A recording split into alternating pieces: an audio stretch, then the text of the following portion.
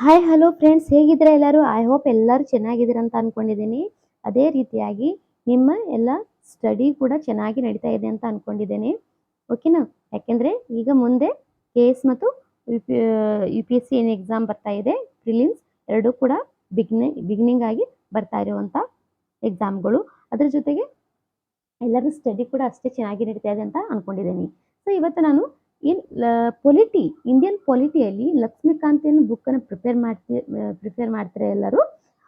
ಅದರಲ್ಲಿ ಕನ್ನಡದಲ್ಲಿ ಇದನ್ನು ಸೇಮ್ ಆ್ಯಸ್ ಇಟ್ ಈಸ್ ಬುಕ್ಕನ್ನು ನಾವು ಪ್ರಿಪೇರನ್ನು ಮಾಡೋಣ. ಆ್ಯಸ್ ಇಟ್ ಈಸ್ ಇದೆ, ಓಕೆ. ಅದರಲ್ಲಿ ಯಾವುದು ಚೇಂಜಸ್ ಇಲ್ಲ. So as it is Lakshmikanth ಸಾಹೇಬರದ್ದು ಒಂದು ಬುಕ್ ಏನಿದೆ, ಇಂಡಿಯನ್ ಪಾಲಿಟಿ, ಅದು ಆ್ಯಸ್ ಇಟ್ ಈಸ್ ಕನ್ನಡದಲ್ಲಿ ಪ್ರಿಪೇರ್ ಮಾಡುವ ಸ್ಟೂಡೆಂಟ್ಸ್ಗೆ ಇದು ಬಹಳಷ್ಟು ಉಪಯೋಗ ಆಗುತ್ತೆ. ಓಕೆನಾ? ಇಂಗ್ಲೀಷಲ್ಲಿ ಪ್ರಿಪೇರ್ ಮಾಡೋಗಂತೂ ಇಂಗ್ಲೀಷಲ್ಲಿ ಓದ್ಕೊಂಡೇ ಇರ್ತಾರೆ. ಅದ್ರ ಜೊತೆಗೆ ಕನ್ನಡದಲ್ಲಿ ಮತ್ತಷ್ಟು ಅಂಡರ್ಸ್ಟ್ಯಾಂಡ್ ಮಾಡ್ಕೊಂಡ್ರೆ ಚೆನ್ನಾಗಿರುತ್ತೆ. ಓಕೆನಾ? ಎಕ್ಸಾಮ್ ಮೀನ್ಸ್ ಬರೆಯೋಗೋದು ಬಹಳಷ್ಟು ಉಪಯೋಗ ಆಗತ್ತೆ. ಸೊ ಇದರಲ್ಲಿ ಲೆಸನ್ ನಂಬರ್ 1 ನಲ್ಲಿ ಏನಿದೆ, ಐತಿಹಾಸಿಕ ಹಿನ್ನೆಲೆ ಹಿಸ್ಟೋರಿಕಲ್ ಬ್ಯಾಕ್ಗ್ರೌಂಡ್ ಅಂತ ಹೇಳ್ತಾರೆ. ಅಂದ್ರೆ ಎಕ್ಸಾಕ್ಟ್ಲಿ ಆ ಸಮಯದಲ್ಲಿ ಏನಾಗಿತ್ತು, ಅದರ ಹಿನ್ನೆಲೆ ಏನು ಅಂದ್ರೆ, ಇದು ಪೊಲಿಟಿ ಏನಿದೆ 1947 ನಮ್ಗೆ ಸ್ವಾತಂತ್ರ್ಯ ಸಿಕ್ತು. ಆ ಸಮಯದಕ್ಕಿಂತ ಹಿಂದಿನ ಕತೆ ಅಂದ್ರೆ ಈಸ್ಟ್ ಇಂಡಿಯಾ ಕಂಪನಿ ಯಾವಾಗ ನಮ್ಮ ದೇಶದಲ್ಲಿ ಬಂತು, ಆ ನಂತರ ಯಾವ್ಯಾವ ಥರದ ಅದರ ಪ್ರೊಸೆಸ್ ಯಾವ ಥರ ಇದು ಭಾರತದಲ್ಲಿ ನಡೀತು ಅನ್ನೋದೇ ಒಂದು ಬ್ಯಾಕ್ಗ್ರೌಂಡ್. ಓಕೆನಾ? ಹಿಸ್ಟೋರಿಕಲ್ ಬ್ಯಾಕ್ಗ್ರೌಂಡ್ ಅನ್ನು ನಾವು ಇಲ್ಲಿ ನೋಡಬಹುದು. ಓಕೆನಾ?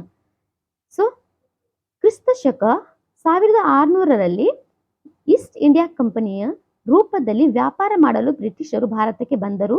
ರಾಣಿ ಎಲಿಜಬೆತ್ ಪ್ರಥಮರ ಚಾರ್ಟರ್ ಮೂಲಕ ಅವರು ಭಾರತದಲ್ಲಿ ವ್ಯಾಪಾರ ಮಾಡಲು ವ್ಯಾಪಕ ಹಕ್ಕುಗಳನ್ನು ಹೊಂದಿದರು. ಕಂಪನಿಯು ಇಲ್ಲಿಯವರೆಗೆ ವಾಣಿಜ್ಯ ಚಟುವಟಿಕೆಗಳಿಗೆ ಸೀಮಿತವಾಗಿತ್ತು. 1765ರಲ್ಲಿ ಬಂಗಾಳ, ಬಿಹಾರ ಮತ್ತು ಒಡಿಸ್ಸಾದ ದಿವಾನಿ, ಅಂದರೆ ಕಂದಾಯ ಮತ್ತು ನಾಗರಿಕ ನ್ಯಾಯದ ಹಕ್ಕುಗಳನ್ನು ಪಡೆದುಕೊಂಡಿತು. ಓಕೆನಾ? ಸೊ ಅದರ ಅಡಿಯಲ್ಲಿ ಭಾರತವು ಪ್ರಾದೇಶಿಕ ಶಕ್ತಿಯಾಗುವ ಪ್ರಕ್ರಿಯೆಯು ಪ್ರಾರಂಭವಾಗಿತ್ತು. 1858ರಲ್ಲಿ ಸಿಪಾಯಿ ದಂಗೆಯ ಪರಿಣಾಮವಾಗಿ ಬ್ರಿಟಿಷ್ ಕ್ರೌನ್ ನೇರವಾಗಿ ಭಾರತದ ಆಡಳಿತ ಜವಾಬ್ದಾರಿಯನ್ನು ವಹಿಸಿಕೊಂಡಿತ್ತು. ಭಾರತವು ಆಗಸ್ಟ್ 15, 1947ರಂದು ಸ್ವಾತಂತ್ರ್ಯವನ್ನು ಸಾಧಿಸುವವರೆಗೂ ಈ ನಿಯಮವು ನಿರಂತರವಾಗಿ ಮುಂದುವರಿಯಿತು. ಸೊ ಇಲ್ಲಿ ನೋಡಿ ಏನಾಗುತ್ತಂದ್ರೆ, ಕ್ರಿಸ್ತಶಕ 1600 ಬ್ರಿಟಿಷ್ ಈಸ್ಟ್ ಇಂಡಿಯಾ ಕಂಪನಿಯ ರೂಪದಲ್ಲಿ ಬರುತ್ತೆ. ಬ್ರಿಟಿಷ್ ಈಸ್ಟ್ ಇಂಡಿಯಾ ಏನಿದೆ ಕಂಪನಿಯ ರೂಪದಲ್ಲಿ ವ್ಯಾಪಾರ ಮಾಡಲು ಭಾರತಕ್ಕೆ ಬರ್ತಾರೆ. ಓಕೆನಾ? ಅಲ್ಲಿ ರಾಣಿ ಎಲಿಜಬೆತ್ ಪ್ರಥಮ ಏನಿದ್ಲು, ಎಲ್ಲಿ ಬ್ರಿಟೇನಲ್ಲಿ ರಾಣಿ ಎಲಿಜಬೆತ್ ಪ್ರಥಮ ಏನಿದ್ದು ಬ್ರಿಟೇನಲ್ಲಿ ಇದ್ಲು. ಅವರ ಒಂದು ಚಾರ್ಟರ್ ಮೂಲಕ ಅನುಮತಿಯನ್ನು ಪಡ್ಕೊಂಡು ಅಥವಾ ಒಂದು ವ್ಯಾಪಾರ ಮಾಡಲು ಒಂದು ಹಕ್ಕನ್ನು ಪಡ್ಕೊಂಡು ಅಲ್ಲಿಂದ ಎಲ್ಲಿ ಬರ್ತದೆ, ಭಾರತಕ್ಕೆ ಬರ್ತಾರೆ. ಕಂಪನಿಯು ಇಲ್ಲಿವರೆಗೆ ವಾಣಿಜ್ಯ ಚಟುವಟಿಕೆಗಳಿಗೆ ಸೀಮಿತವಾಗಿತ್ತು. ಇಲ್ಲಿ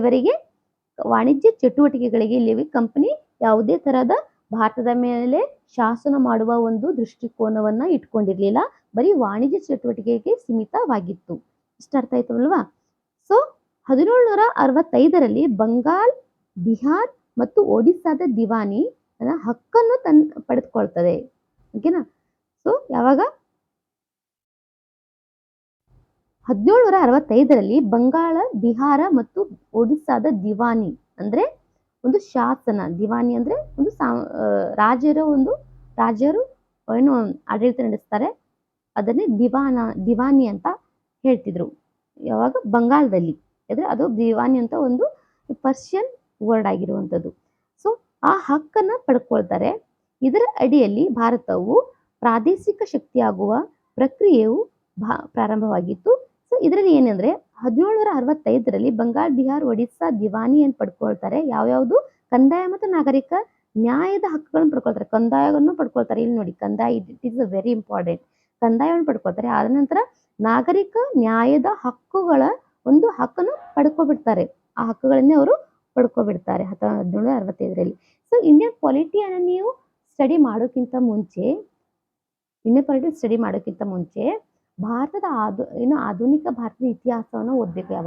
ಯಾವಾಗಲೂ ಭಾರತದ ಆಧುನಿಕ ಇತಿಹಾಸವನ್ನು ನೀವು ಪ್ರಿಪೇರ್ ಮಾಡಿದರೆ ಅವಾಗ ನಿಮಗೆ ಇದೊಂದು ಬ್ರಾಂಚ್ ಏನಂದ್ರೆ ಹಿಸ್ಟ್ರಿ. ಓಕೆ, ಟೋಟಲ್ ಹಿಸ್ಟ್ರಿ, ಅದರಲ್ಲಿ ಮಾಡರ್ನ್ ಹಿಸ್ಟ್ರಿ ಒಂದರಲ್ಲೂ ಪ್ರಾಚೀನ ಭಾರತ ಒಂದಿರುತ್ತೆ, ಮಧ್ಯ ಭಾರತದ ಒಂದು ಇತಿಹಾಸ, ಆನಂತರ ಆಧುನಿಕ ಭಾರತದ ಒಂದು ಇತಿಹಾಸ, 3 ಏನಾಯ್ತು ಬ್ರಾಂಚಸ್ ಆಯ್ತಲ್ಲ.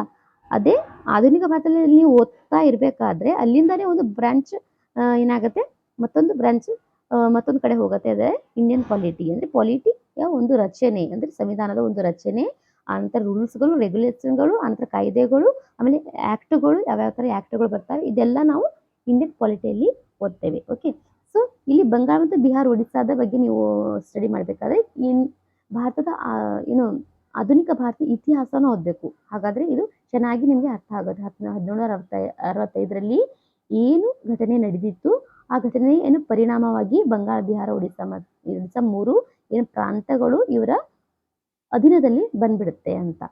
ಓಕೆನಾ.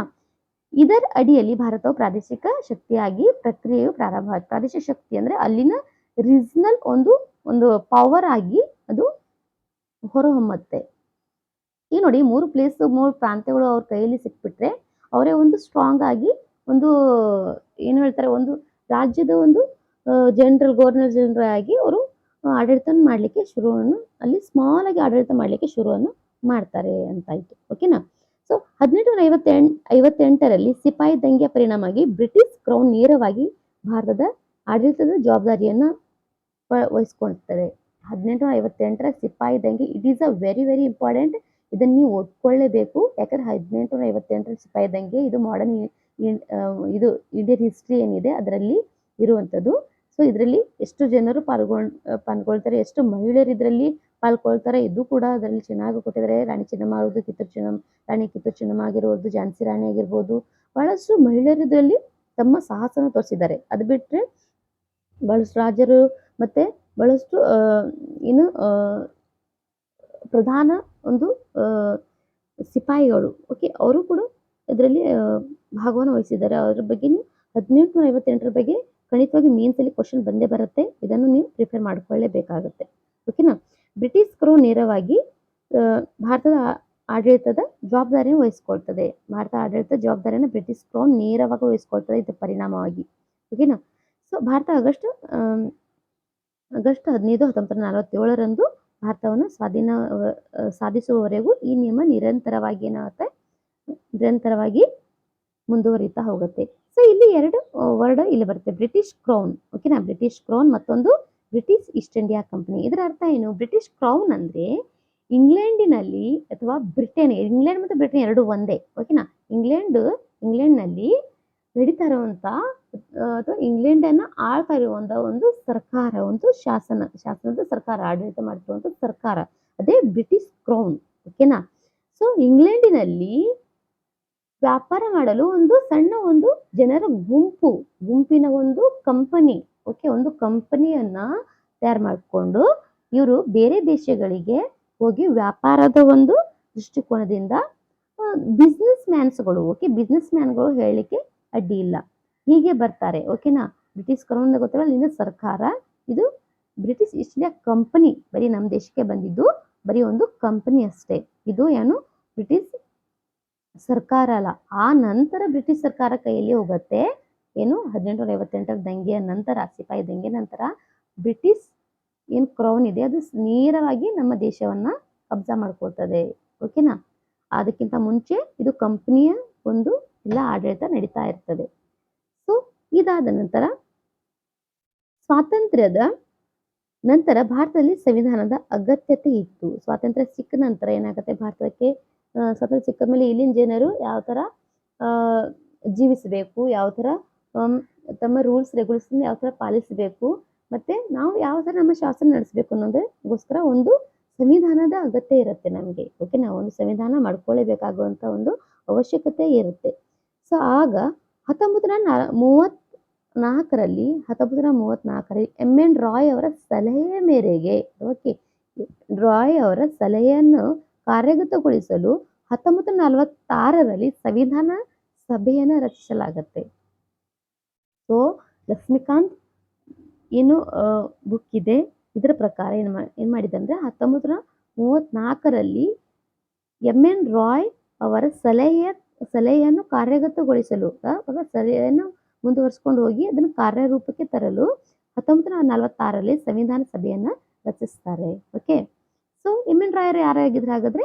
ಕಮ್ಯುನಿಸ್ಟ್ ಚಳುವಳಿಯ ಸಂಸ್ಥಾಪಕರಾಗಿದ್ರು. ಇದು ನೋಟ್ ಮಾಡ್ಕೊಳ್ಳಿ. ಓಕೆನಾ? ಇದನ್ನ ನೀವು ಪ್ರಿಲಿಮ್ಸ್ಗಾಗಿ ಒಂದು ಫೋಲ್ಡ್ ಅಂದ್ರೆ ಇದೊಂದು ಪೇಜ್ ಅನ್ಕೊಳ್ಳಿ. ಇದು ನಿಮ್ದು A4 ಸೈಜ್ ಪೇಪರ್. ಓಕೆನಾ? A4 size paper. ಇದರಲ್ಲಿ ಇಷ್ಟು ಹಾಫ್ ಏನು ಅಂದ್ರೆ ಮುಕ್ಕಾಲು ಭಾಗ ಏನಾಗು ಮೀನ್ಸ್ಗಳ ಲೈನ್ಸ್ಗಳನ್ನ ನೀವು ಬರ್ಕೊಳ್ತೀರಾ. ಮೀನ್ಸ್ಗಳ ಡಿಟೇಲ್ ಆಗಿ ಕಾನ್ಸೆಪ್ಟ್ ಅನ್ನು ಬರ್ಕೊಳ್ಬೇಕು. ಅದಂದ್ರೆ ಪಿಟಿಗೋಸ್ಕರ, ಪಿಟಿ ಅಂದ್ರೆ ಪ್ರಿಲಿಮ್ಸ್ಗೋಸ್ಕರ ಏನು ನಾನು ಈಗ ಏನು ತೋರಿಸಿದೆ ಪ್ರಿಲಿಮ್ಸ್ಗೋಸ್ಕರ ಇಲ್ಲಿ ನೋಡಿ. ಇವಾಗ 1934ರಲ್ಲಿ ಎಂ ಎನ್ ರಾಯ್ ಅವರ ಸಲಹೆ ಮೇರೆಗೆ ಏನಾಗಿತ್ತು, ಸಂವಿಧಾನ ಸಭೆಯನ್ನು ರಚಿಸಲಾಯಿತು. 1946ರಲ್ಲಿ ಸಂವಿಧಾನ ಸಭೆಯನ್ನ ರಚಿಸಲಾಯಿತು ಅಂತ ಹೇಳಿದೆ. ಈ ಸ್ಮಾಲ್ ಪಾಯಿಂಟ್ಗಳನ್ನ ಇಲ್ಲಿ ಬರ್ಕೊಳ್ಬೇಕು. ಓಕೆನಾ? ಸ್ಮಾಲ್ ಪಾಯಿಂಟ್ಗಳನ್ನ ಪ್ರಿಲಿಮ್ಸ್ ಅಂತ ಹೇಳಿ ಇಲ್ಲಿ ನೀವು ಬರ್ಕೊಳ್ಬೇಕು. ಇಲ್ಲಿ ಮೇನ್ಸ್ ಅಂತ ಹೇಳಿ ಬರ್ಕೊಂಡ್ರೆ ಇಲ್ಲಿ ಮೇನ್ಸ್ದು ಒಂದು ಪ್ರಿಪೇರ್ ಆಯಿತು, ಇಲ್ಲಿ ಪ್ರಿಲಿಮ್ಸ್ ಕೂಡ ಒಂದು ಪ್ರಿಪೇರ್ ಆಯಿತು. ಈ ಪ್ರಿಲಿಮ್ಸ್ ಅಲ್ಲಿ ಏನು ನೀವು ಪ್ರಿಪೇರ್ ಪಾಯಿಂಟ್ಸ್ ಇದೆ, ಈ ಪಾಯಿಂಟ್ಸ್ ಚೆನ್ನಾಗಿ ನೀವು ಅಂಡರ್ಸ್ಟ್ಯಾಂಡ್ ಮಾಡ್ಕೊಂಡ್ರೆ ಅಥವಾ ಬರ್ಕೊಂಡ್ರೆ ಅಥವಾ ಪ್ರಿಪೇರ್ ಮಾಡ್ಕೊಬಿಟ್ರೆ ಇದು ಮೇನ್ಸ್ ಬರೀಲಿಕ್ಕೆ ತುಂಬಾ ಯೂಸ್ಫುಲ್ ಆಗುತ್ತೆ. ಈ ಪಾಯಿಂಟ್ ಅನ್ನೇ ಹಾಕಿ ನಾವು ಮೇನ್ಸ್ ಅನ್ನ ಬರೀಬಹುದು. ಓಕೆನಾ? ಅಂಡರ್ಸ್ಟ್ಯಾಂಡ್ ಆಯ್ತಲ್ಲ ನೋಟ್ಸ್ ಯಾವ ತರ ಮಾಡ್ಬೋದು ಅಂತ. ಆದರೂ ಕೂಡ ಲಕ್ಷ್ಮೀಕಾಂತ್ ಬುಕ್ ಅಲ್ಲಿ ನಾವು ನೋಟ್ಸ್ ಮಾಡೋದು ಬಹಳ ಕಡಿಮೆ. ಯಾಕಂದ್ರೆ ಬಹಳಷ್ಟು ಎಲ್ಲ ಪಾಯಿಂಟ್ಗಳು ಇಂಪಾರ್ಟೆಂಟ್ ಆಗಿದೆ. ಪ್ರತಿಯೊಂದು ಪಾಯಿಂಟ್ಗಳು ಇಂಪಾರ್ಟೆಂಟ್. ಅದ್ರಲ್ಲಿ ಯಾವುದು ನೋಟ್ಸ್ ಮಾಡ್ಕೊಳ್ತೀರಾ? ಹಾಗಾಗಿ ಕೆಲವೊಂದು ಏನು ಡೇಟ್ ಈ ಹತ್ರ ಒಂದು ಇಸ್ವಿಯನ್ನು ಕೊಟ್ಟಿರ್ತಾರೆ, ಅದು ತುಂಬಾ ಸ್ವಲ್ಪ ತಲೆ ಇಟ್ಕೊಂಡು ಅದ್ರ ಮುಖಾಂತರ ಹೋಗಿ ನಾವು ಮೇನ್ಸ್ ಅನ್ನ ಬರೀಬಹುದು. ಓಕೆ. ಸೊ ಏನಾಗಿರ್ತಾರೆ ಎಂ ಎನ್ ರಾಯ್ ಅವರು? ಕಮ್ಯುನಿಸ್ಟ್ ಚಳುವಳಿಯ ಒಂದು ಸಂಸ್ಥಾಪಕರಾಗಿರ್ತಾರೆ ಎಂ ಎನ್ ರಾಯ್ ಅವರು. ಓಕೆನಾ? ಸೊ ಮತ್ತು ಜನವರಿ 26, 1950ರಂದು ಸಂವಿಧಾನವು ಅಸ್ತಿತ್ವಕ್ಕೆ ಬಂದಿತ್ತು. ಸಂವಿಧಾನ ಯಾವಾಗ ಬರ್ತದೆ? ಜನವರಿ 26, 1950ರಂದು ಏನ್ ಬರ್ತದೆ? ಸಂವಿಧಾನ ಅಸ್ತಿತ್ವಕ್ಕೆ ಬರುತ್ತೆ. ಸೊ ಬ್ರಿಟಿಷರ ಆಳ್ವಿಕೆಯಿಂದ ಸಂವಿಧಾನ ಮತ್ತು ರಾಜಕೀಯದ ಹಲವು ವೈಶಿಷ್ಟ್ಯಗಳನ್ನು ಅಳವಡಿಸಿಕೊಂಡಿದ್ದರು. ಬ್ರಿಟಿಷರ ಆಳ್ವಿಕೆಯಲ್ಲಿ ಕೆಲವು ಘಟನೆಗಳು ನಡೆದಿವೆ. ಓಕೆ. ಬ್ರಿಟಿಷ್ ಆಳ್ವಿಕೆಯಲ್ಲಿ ಬಹಳಷ್ಟು ಘಟನೆಗಳು ನಡೆದಿವೆ. ಇದರಿಂದಾಗಿ ಬ್ರಿಟಿಷರ ಆಳ್ವಿಕೆಯ ಭಾರತದಲ್ಲಿ ಸರ್ಕಾರ ಮತ್ತು ಆಡಳಿತದ ಕಾನೂನು ಚೌಕಟ್ಟನ್ನು ರಚಿಸಲಾಯಿತು. ಇದರಿಂದಾಗಿ ಬ್ರಿಟಿಷರ ಆಳ್ವಿಕೆಯ ಭಾರತದಲ್ಲಿ ಸರ್ಕಾರ ಮತ್ತು ಆಡಳಿತದ ಕಾನೂನು ಚೌಕಟ್ಟನ್ನು ರಚಿಸಲಾಗತ್ತೆ.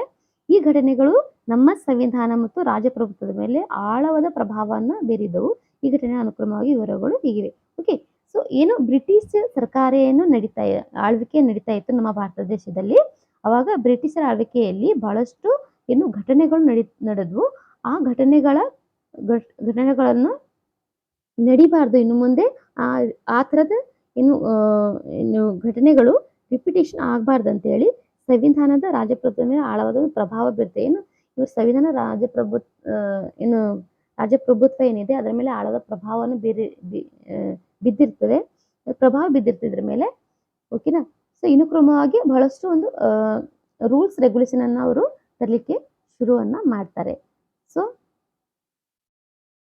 ಇದ ನಂತರ ಇದು ಕಂಪನಿಯ ನಿಯಮ 1773ರಿಂದ 1858ರವರೆಗೆ ಕಂಪನಿಯ ನಿಯಮ ಇದು ನಡೀತಾ ಇರುತ್ತೆ. ಕಂಪನಿಯ ನಿಯಮ.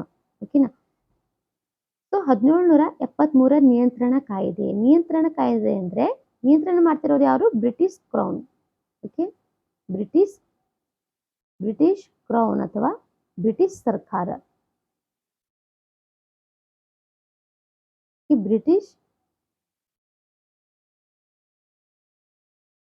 ಸರ್ಕಾರ. ಓಕೆನಾ? ಬ್ರಿಟಿಷ್ ಸರ್ಕಾರ 1973ರಲ್ಲಿ ನಿಯಂತ್ರಣ ಕಾಯ್ದೆ ಯಾರ ಮೇಲೆ ವಹಿಸ್ತದೆ ನಿಯಂತ್ರಣ? ಇದು ಬ್ರಿಟಿಷ್ ಸರ್ಕಾರ ನಿಯಂತ್ರಣ ವಹಿಸ್ತದೆ. ಯಾರ ಮೇಲೆ? ಬ್ರಿಟಿಷ್ ಈಸ್ಟ್ ಇಂಡಿಯಾ ಕಂಪನಿ ಮೇಲೆ ನಿಯಂತ್ರಣವನ್ನು ವಹಿಸ್ತದೆ. ಬ್ರಿಟಿಷ್ ಈಸ್ಟ್ ಇಂಡಿಯಾ ಕಂಪನಿಗೆ ಇದು ನಿಯಂತ್ರಣಕ್ಕೆ ತಗೊಳ್ತದೆ. ಯಾಕಂದ್ರೆ ಬಹಳಷ್ಟು ಶೋಷಣೆಗಳನ್ನು ಮಾಡ್ತಾ ಇರುವಂತದ್ದು ಇಲ್ಲಿ ಭಾರತದಲ್ಲಿ ಕಂಡು ಬರುತ್ತೆ. ಹಾಗಾಗಿ ಇದನ್ನ ಮತ್ತೆ ಬ್ರಿಟಿಷ್ ಈಸ್ಟ್ ಇಂಡಿಯಾ ಕಂಪನಿ ಇತ್ತು, ಅದಕ್ಕೆ ನಿಯಂತ್ರಣ ತೆಗೆದುಕೊಳ್ಳುತ್ತೆ. ಈ ಕಾಯ್ದೆಯು ಅಗಾಧವಾದ ಸಾಂವಿಧಾನಿಕ ಪ್ರಾಮುಖ್ಯತೆಯನ್ನು ಹೊಂದಿದೆ ಅಂತ ಈ ಕಾಯ್ದೆ. ಓಕೆನಾ?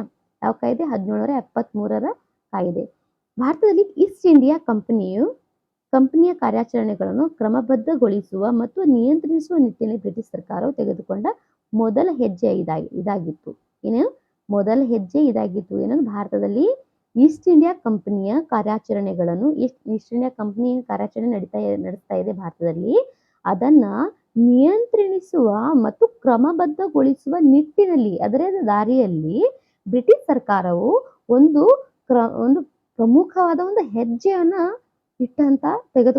ಪ್ರಮುಖವಾದ ಒಂದು ಡಿಸಿಷನ್ ತಗೊಂಡಂತ ಒಂದು ಇದು ಪ್ರಮುಖ ಮೊದಲ ಹೆಜ್ಜೆ ಆಗಿದೆ. ಇದು 1773ರ ಒಂದು ಕಾಯ್ದೆ. ಇದು ಮೊದಲ ಹೆಜ್ಜೆ ಆಗಿದೆ. ಇದು ಕಂಪನಿಯ ಆಡಳಿತಾತ್ಮಕ ಮತ್ತು ರಾಜಕೀಯ ಕಾರ್ಯಗಳನ್ನು ಮೊದಲ ಬಾರಿಗೆ ಗುರುತಿಸಿದೆ. ಕಂಪನಿ ಏನು ಆಡಳಿತ ನಡೆಸ್ತಾ ಇದೆ ಅದನ್ನು ಮತ್ತು ರಾಜಕೀಯ ಕಾರ್ಯಗಳನ್ನು ಇದು ಮೊದಲ ಬಾರಿಗೆ ಗುರುತಿಸ್ತದೆ ಅದನ್ನ. ಓಕೆ, ಅದನ್ನ ಡಿಟೆಕ್ಟ್ ಮಾಡುತ್ತೆ, ಅಂದ್ರೆ ಇಂಡಿಕೇಟ್ ಮಾಡ್ತಾ ಇರುತ್ತೆ ಅದು. ಓಕೆ, ಕಂಪನಿ ಏನು ಮಾಡ್ತಾ ಇದೆ, ಇಲ್ಲಿ ರಾಜ್ಯ ಆಡಳಿತ ಮಾಡ್ತಾ ಇದೆ. ಓಕೆ, ಎಲ್ಲ ಭಾರತದಲ್ಲಿರುವಂತಹ ಎಲ್ಲ ಸಾಮ್ರಾಜ್ಯಗಳನ್ನ ಒಂದೊಂದಾಗಿ ಮೊದಲು ಬಂಗಾಳ, ನಂತರ ಮದ್ರಾಸ್, ನಂತರ ಬಾಂಬೆ, ಹೀಗೆ ಎಲ್ಲ ಏನು ರಾಜ್ಯದ ಬಹಳಷ್ಟು ಪ್ರಾಂತ್ಯಗಳನ್ನು ತನ್ನ ಅಧೀನದಲ್ಲಿ ಇಟ್ಕೊಳ್ತದೆ. ತನ್ನ ಏನು ತಮ್ಮವಾಗಿ ಗುಲಾಮರಾಗಿ ಇಟ್ಕೊಳ್ಳುವಂತ ಅಥವಾ ಆ ಪ್ರದೇಶಗಳ ಮೇಲೆ ಶಾಸನ ಮಾಡ್ಲಿಕ್ಕೆ ಅದು ಶುರುವನ್ನ ಮಾಡಿಬಿಟ್ಟತ್ತೆ. ಹಾಗಾಗಿ ಇದು ಇಂಗ್ಲೆಂಡಿನ ಒಂದು ಸರ್ಕಾರ ಏನಿದೆ, ಈ ಸರ್ಕಾರ ಇದರ ಮೇಲೆ ಆಡಳಿತ ಏನು ಕಂಪನಿಯ ಆಡಳಿತ ಮತ್ತು ರಾಜಕೀಯ ಕಾರ್ಯಗಳನ್ನ ಮೊದಲ ಬಾರಿಗೆ ಅದು ಗುರುತಿಸ್ತಾ ಇರುತ್ತೆ, ಯಾವ ತರ ನಡೆಸ್ತಾ ಇದೆ ಇದು ಅಂತ. ಅದಕ್ಕೋಸ್ಕರನೇ 1773ರ ಒಂದು ನಿಯಂತ್ರಣ ಕಾಯ್ದೆಯನ್ನು ತರುತ್ತೆ ಮತ್ತು ಈ ಮೂಲಕ ಭಾರತದಲ್ಲಿ ಕೇಂದ್ರ ಆಡಳಿತ ಅಡಿಪಾಯವನ್ನು ಹಾಕಲಾಗುತ್ತೆ. ಈ ಮೂಲಕನೇ ಏನಾಗುತ್ತೆ, ಭಾರತದಲ್ಲಿ ಕೇಂದ್ರ ಆಡಳಿತ ಅಡಿಪಾಯ ಹಾಕಲಾಗುತ್ತೆ. ಅಂದ್ರೆ ಇಲ್ಲಿ ಈಗ ಕೇಂದ್ರದಲ್ಲಿ ಈಗ ನಮ್ಮ ಮೊಘಲರು ಅಥವಾ ಸುಲ್ತಾನರು ಏನು ಏನೋ ಶಾಸನ ಮಾಡ್ತಾ ಇದ್ರು, ಆ ತರ ಬೇಡ. ಈಗ ನಾವೇ ಅಲ್ಲಿ ಅಂದ್ರೆ ಇಂಡೈರೆಕ್ಟ್ ಆಗಿ ನಾವೇ ಅಲ್ಲಿ ಶಾಸನ ಮಾಡ್ತೇವೆ ಅನ್ನುವಂತ ಒಂದು ಮಾತು ಇಲ್ಲಿ ಭಾರತದ ಕೇಂದ್ರ ಆಡಳಿತದ ಅಡಿಪಾಯವನ್ನ ಹಾಕಲಾಗುತ್ತೆ. ಕೇಂದ್ರ ಅಂದ್ರೆ ಏನು, ಇವಾಗ ದೆಹಲಿ ಮೇಲೆ ಮೊದಲು ನಮ್ಮ ರಾಜರು ಇದ್ರು. ಒಬ್ಬ ರಾಜ ಆ ಸಿಂಹಾಸನಗೋಸ್ಕರ ಒಬ್ಬ ರಾಜ ಬರ್ತಿದ್ದ, ಅದನ್ನ ಇನ್ನೊಬ್ಬ ರಾಜ ಅದನ್ನ ಅವರನ್ನ ಯುದ್ಧದಲ್ಲಿ ಸೋಲಿಸಿ ಮತ್ತೊಬ್ಬ ರಾಜ ಬಂದು ಅದೇ ಸಿಂಹಾಸನ ಮೇಲೆ ಕೂತ್ಕೊಳ್ತಿದ್ದ. ಈ ಪ್ರಕ್ರಿಯೆ ನಡೀತಾ ಇದ್ದು. ಈಗ ಈ ಪ್ರಕ್ರಿಯೆ ಯಾವುದು ಬೇಡ, ಇದ್ರ ಯಾವ ವಾಯ್ಸ್ರಾಯನು ಬೇಡ, ಇದಂದ್ರೆ ಇದ್ರ ಮೇಲೆ ಯಾವ ಗವರ್ನರ್ ಜನರಲ್ ಬೇಡ. ಈಗ ಡೈರೆಕ್ಟ್ ನಾವು ಯಾರು ಬ್ರಿಟಿಷ್ ಕ್ರೌನ್ ಅಥವಾ ಬ್ರಿಟೇನಿನ ಸರ್ಕಾರ ಏನಿದೆ ಇದೆ ಈ ಕೇಂದ್ರದ ಮೇಲೆ ಕಣ್ಣನ್ನ ಇಡುತ್ತೆ. ಕೇಂದ್ರದಲ್ಲಿ ಅಂದ್ರೆ ದೆಹಲಿ ಮೇಲೆ ಕಣ್ಣನ್ನು ಇಟ್ಟು ಏನ್ ಮಾಡುತ್ತೆ ಅಂದ್ರೆ ಇಡೀ ಭಾರತವನ್ನ ತನ್ನ ಅಧೀನದಲ್ಲಿ ಇಟ್ಟುಕೊಳ್ಳಿಕ್ಕೆ ಪ್ರಾರಂಭವನ್ನು ಶುರು ಮಾಡತ್ತೆ ಅಂತ ಅರ್ಥ. ಓಕೆನಾ? ಸೊ ಇದಾದ ನಂತರ ಇದ್ರ ವಿಶಿಷ್ಟ ಏನು ಹಾಗಾದ್ರೆ, ಈ ಕಾಯ್ದೆ ವಿಶಿಷ್ಟ ಯಾವುದು? 1773ರ ಒಂದು ಕಾಯ್ದೆ ಏನಿದೆ ಅಲ್ವಾ? ಓಕೆ, ಒಂದು ಕಾಯ್ದೆ ಏನಿದೆ 1773ರ ಒಂದು ಕಾಯ್ದೆ ಏನಿದೆ, ಇದರ ವಿಶಿಷ್ಟ ಏನಿದೆ ಅದನ್ನ ಕೇರ್ಫುಲ್ ಆಗಿ ಓದ್ಕೊಳ್ತಾ ನೀವು ಕೂಡ ಓದ್ತಾ ಹೋಗಿ. ಹಾಗೆ ನಾನು ಹೇಳ್ತಾ ಇರೋದನ್ನು ಕೂಡ ಸ್ವಲ್ಪ ಅಂಡರ್ಸ್ಟ್ಯಾಂಡ್ ಮಾಡ್ತಾ ಹೋಗಿ ಮತ್ತೆ ಓದ್ಕೊಳ್ತಾ ಹೋಗಿ. ಅದರಲ್ಲಿ ನಿಮ್ಗೆ ನೆಕ್ಸ್ಟ್ ನೀವು ಲಕ್ಷ್ಮೀಕಾಂತ್ ಬುಕ್ಕನ್ನು ಇಂಗ್ಲೀಷ್ನ ತೆಗೆದು ನೋಡಿದಾಗ ಚೆನ್ನಾಗಿ ಅರ್ಥ ಆಗುತ್ತೆ. ಯಾವುದೇ ಒಂದು ಡೌಟ್ಗಳು ಇರ್ಲಿಕ್ಕೆ ಸಾಧ್ಯ ಇಲ್ಲ. ಓಕೆನಾ? ಸೊ ಒಂದೇನಂದ್ರೆ ಈ ಕಾಯ್ದೆ ವಿಶಿಷ್ಟಗಳು. ಈ ಕಾಯ್ದೆಯ ಮೂಲಕ ಬಂಗಾಳದ ರಾಜ್ಯಪಾಲರು ಗವರ್ನರ್ ಜನರಲ್ ಆಫ್ ಬೆಂಗಾಲ್ ಎಂದು ಹೆಸರಿಸಲಾಯಿತು. ಏನಾಗುತ್ತೆ, ಏನು ಗವರ್ನರ್ ಜನರಲ್ ಇದ್ರು ಇಲ್ಲಿ ಬಂಗಾಳದಲ್ಲಿ. ಓಕೆ, ಬಂಗಾಳದ ರಾಜ್ಯಪಾಲರಿದ್ರು ಬಂಗಾಳದಲ್ಲಿ ಗವರ್ನರ್ ಜನರಲ್ ಆಫ್ ಬೆಂಗಾಲ್ ಅಂತ ಅವರನ್ನ ಹೆಸರಿಸಲಾಗತ್ತೆ. ಓಕೆ, ಅಲ್ಲಿ ಇದ್ದಂತ ರಾಜ್ಯಪಾಲರನ್ನ ಏನ್ ಮಾಡ್ತಾರೆ, ಗವರ್ನರ್ ಜನರಲ್ ಆಫ್ ಬೆಂಗಾಲ್ ಅಂತ ಹೆಸರಿಸಲಾಗತ್ತೆ. ಇದು ನೋಟ್ ಮಾಡ್ಕೋಬೇಕು ಪ್ರಿಲಿಮ್ಗೋಸ್ಕರ. ಮತ್ತು ಅವರಿಗೆ ಸಲಹಾ ಮಾಡಲು ಯಾರಿಗೆ ಗವರ್ನರ್ ಜನರಲ್ ಆಫ್ ಬೆಂಗಾಲ್ ಏನಿತ್ತು, ರಾಜ್ಯಪಾಲ ಅಂದ್ರೆ ಏನು, ಗವರ್ನರ್. ಓಕೆನಾ? ರಾಜ್ಯಪಾಲರು ಗವರ್ನರ್ ಜನರಲ್ ಆಫ್ ಬೆಂಗಾಲ್ ಅವರಿಗೆ ಸಲಹಾ ಮಾಡಲು 4 ಸದಸ್ಯರ ಕಾರ್ಯಕಾರಿ ಮಂಡಳಿಯನ್ನು ರಚಿಸಲಾಗುತ್ತೆ. ಓಕೆ, ಮೊದಲು ಇಲ್ಲಿ ಒಂದು ಬಂಗಾಳದಲ್ಲಿ ಒಬ್ಬ ಗವರ್ನರ್ ಜನರಲ್ ಅನ್ನು ಕಳಿಸ್ತಾರೆ. ಅನಂತರ ಇವರಿಗೆ ಸಲಹೆಯನ್ನು ಕೊಡಲು ಮತ್ತೆ 4 ಜನರ ಒಂದು ಕಾರ್ಯಕಾರಿ ಮಂಡಳಿಯನ್ನ ರಚಿಸಲಾಗುತ್ತೆ.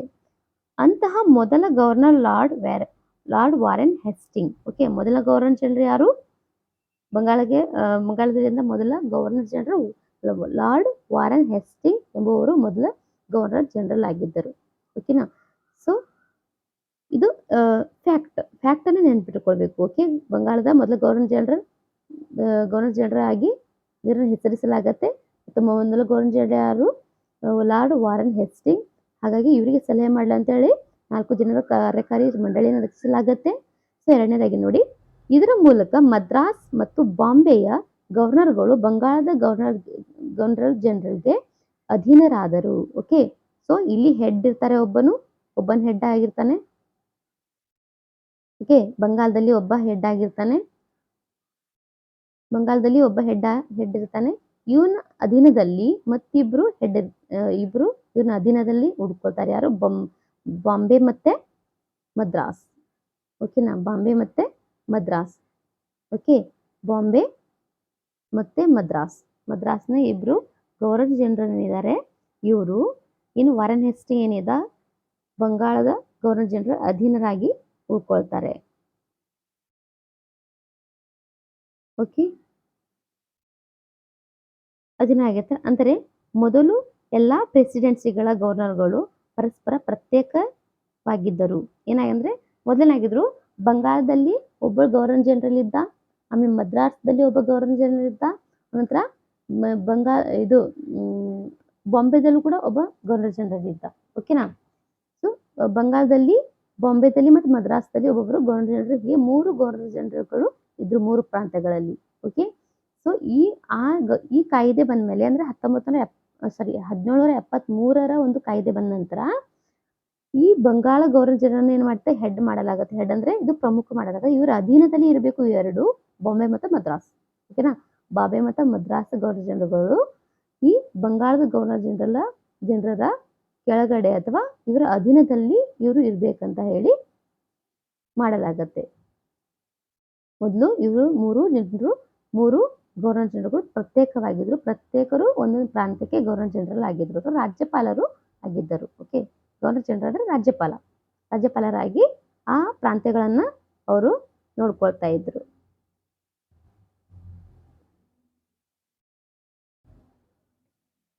ಸೊ ಈ ಕಾಯ್ದೆಯ ಅಡಿಯಲ್ಲಿ 1774ರಲ್ಲಿ ಕಲ್ಕತ್ತಾದಲ್ಲಿ ಸುಪ್ರೀಂ ಕೋರ್ಟ್ ಅನ್ನ ಸ್ಥಾಪಿಸಲಾಯಿತು. ಇದರಲ್ಲಿ ಮುಖ್ಯ ನ್ಯಾಯಾಧೀಶರು ಮತ್ತು ಇತರ 3 ನ್ಯಾಯಾಧೀಶರನ್ನು ಸೇರಿಸಿದ್ದಾರೆ. ಓಕೆ, ಸೊ ಇದರಲ್ಲಿ ನೀವು ನೆನ್ಪಿಟ್ಕೊಳ್ಬೇಕು, 1773ರಲ್ಲಿ ಏನಾಗತ್ತೆ, ಏನು 3 ಪ್ರಾಂತ್ಯಗಳಲ್ಲಿ ಒಬ್ಬೊಬ್ರು ರಾಜ್ಯಪಾಲರಿದ್ರು. ಹಾಗೆ ರಾಜ್ಯಪಾಲರನ್ನ ಏನ್ ಮಾಡಲಾಗತ್ತಂದ್ರೆ ಒಬ್ಬ ಪ್ರಮುಖ ರಾಜ್ಯಪಾಲನಾಗಿ ಮಾಡಲಾಗತ್ತೆ. ಓಕೆ, ಒಬ್ಬ ಪ್ರಮುಖ ಅಂದ್ರೆ ಗವರ್ನರ್ ಜನರಲ್ ಆಫ್ ಬೆಂಗಾಲ್ ಅಂತ ಅವರಿಗೆ ಹೆಸರನ್ನ ಕೊಡಲಾಗತ್ತೆ. ಅವ್ರು ಏನಾಗ್ತಾರೆ? ಅವ್ರ ಹೆಡ್ ಆಗಿರ್ತಾರೆ. ಅವ್ರ ಅಧೀನದಲ್ಲಿ ಮತ್ತಿಬ್ಬರನ್ನ ಅವ್ರ ಅಧೀನದಲ್ಲಿ ಇಡಲಾಗತ್ತೆ, ಬಾಂಬೆ ಮತ್ತೆ ಮದ್ರಾಸ್ ಮದ್ರಾಸನ್ನ. ಆ ನಂತರ ಏನಾಗುತ್ತೆ? 1774ರಲ್ಲಿ ಸೊ ಈ ಏನು ಇಸ್ವಿಯನ್ನು ನೆನ್ಪಿಟ್ಕೊಂಡ್ರೆ ನಾವು ಅದರ ಮುಖಾಂತರ ನಾವು ಅದರ ಏನೇ ನಡೀತಾ ಇತ್ತು ಅನ್ನೋದು ಸ್ವಲ್ಪ ಅಂಡರ್ಸ್ಟ್ಯಾಂಡ್ ಮಾಡ್ಕೊಳ್ತಾ ಹೋಗ್ಬೋದು. 1773 ನಂತರ 1774ರಲ್ಲಿ ಕಲ್ಕತ್ತಾದಲ್ಲಿ ಅಂದ್ರೆ ಬಂಗಾಳದ ಕಲ್ಕತ್ತಾದಲ್ಲಿ ಸುಪ್ರೀಂ ಕೋರ್ಟ್ ಅನ್ನ ಸ್ಥಾಪಿಸ್ತಾರೆ. ಓಕೆ, ಕಲ್ಕತ್ತಾದಲ್ಲಿ ಸುಪ್ರೀಂ ಕೋರ್ಟ್ ಅನ್ನು ಸ್ಥಾಪಿಸ್ತಾರೆ. ಇದರಲ್ಲಿ ಮುಖ್ಯ ನ್ಯಾಯಾಧೀಶರನ್ನು ನೇಮಿಸ್ತಾರೆ. ಆ ನಂತರ 3 ನ್ಯಾಯಾಧೀಶರನ್ನು ಕೂಡ ನೇಮಿಸ್ತಾರೆ. ಈ ತರ 3 ನ್ಯಾಯಾಧೀಶರು ಮತ್ತೆ ಒಬ್ಬ ಮುಖ್ಯ ನ್ಯಾಯಾಧೀಶರನ್ನು ನೇಮಿಸ್ತಾರೆ. ಓಕೆ, ಸೊ ಇಷ್ಟಾಯ್ತು. ಸೊ ಇದಾದ ನಂತರ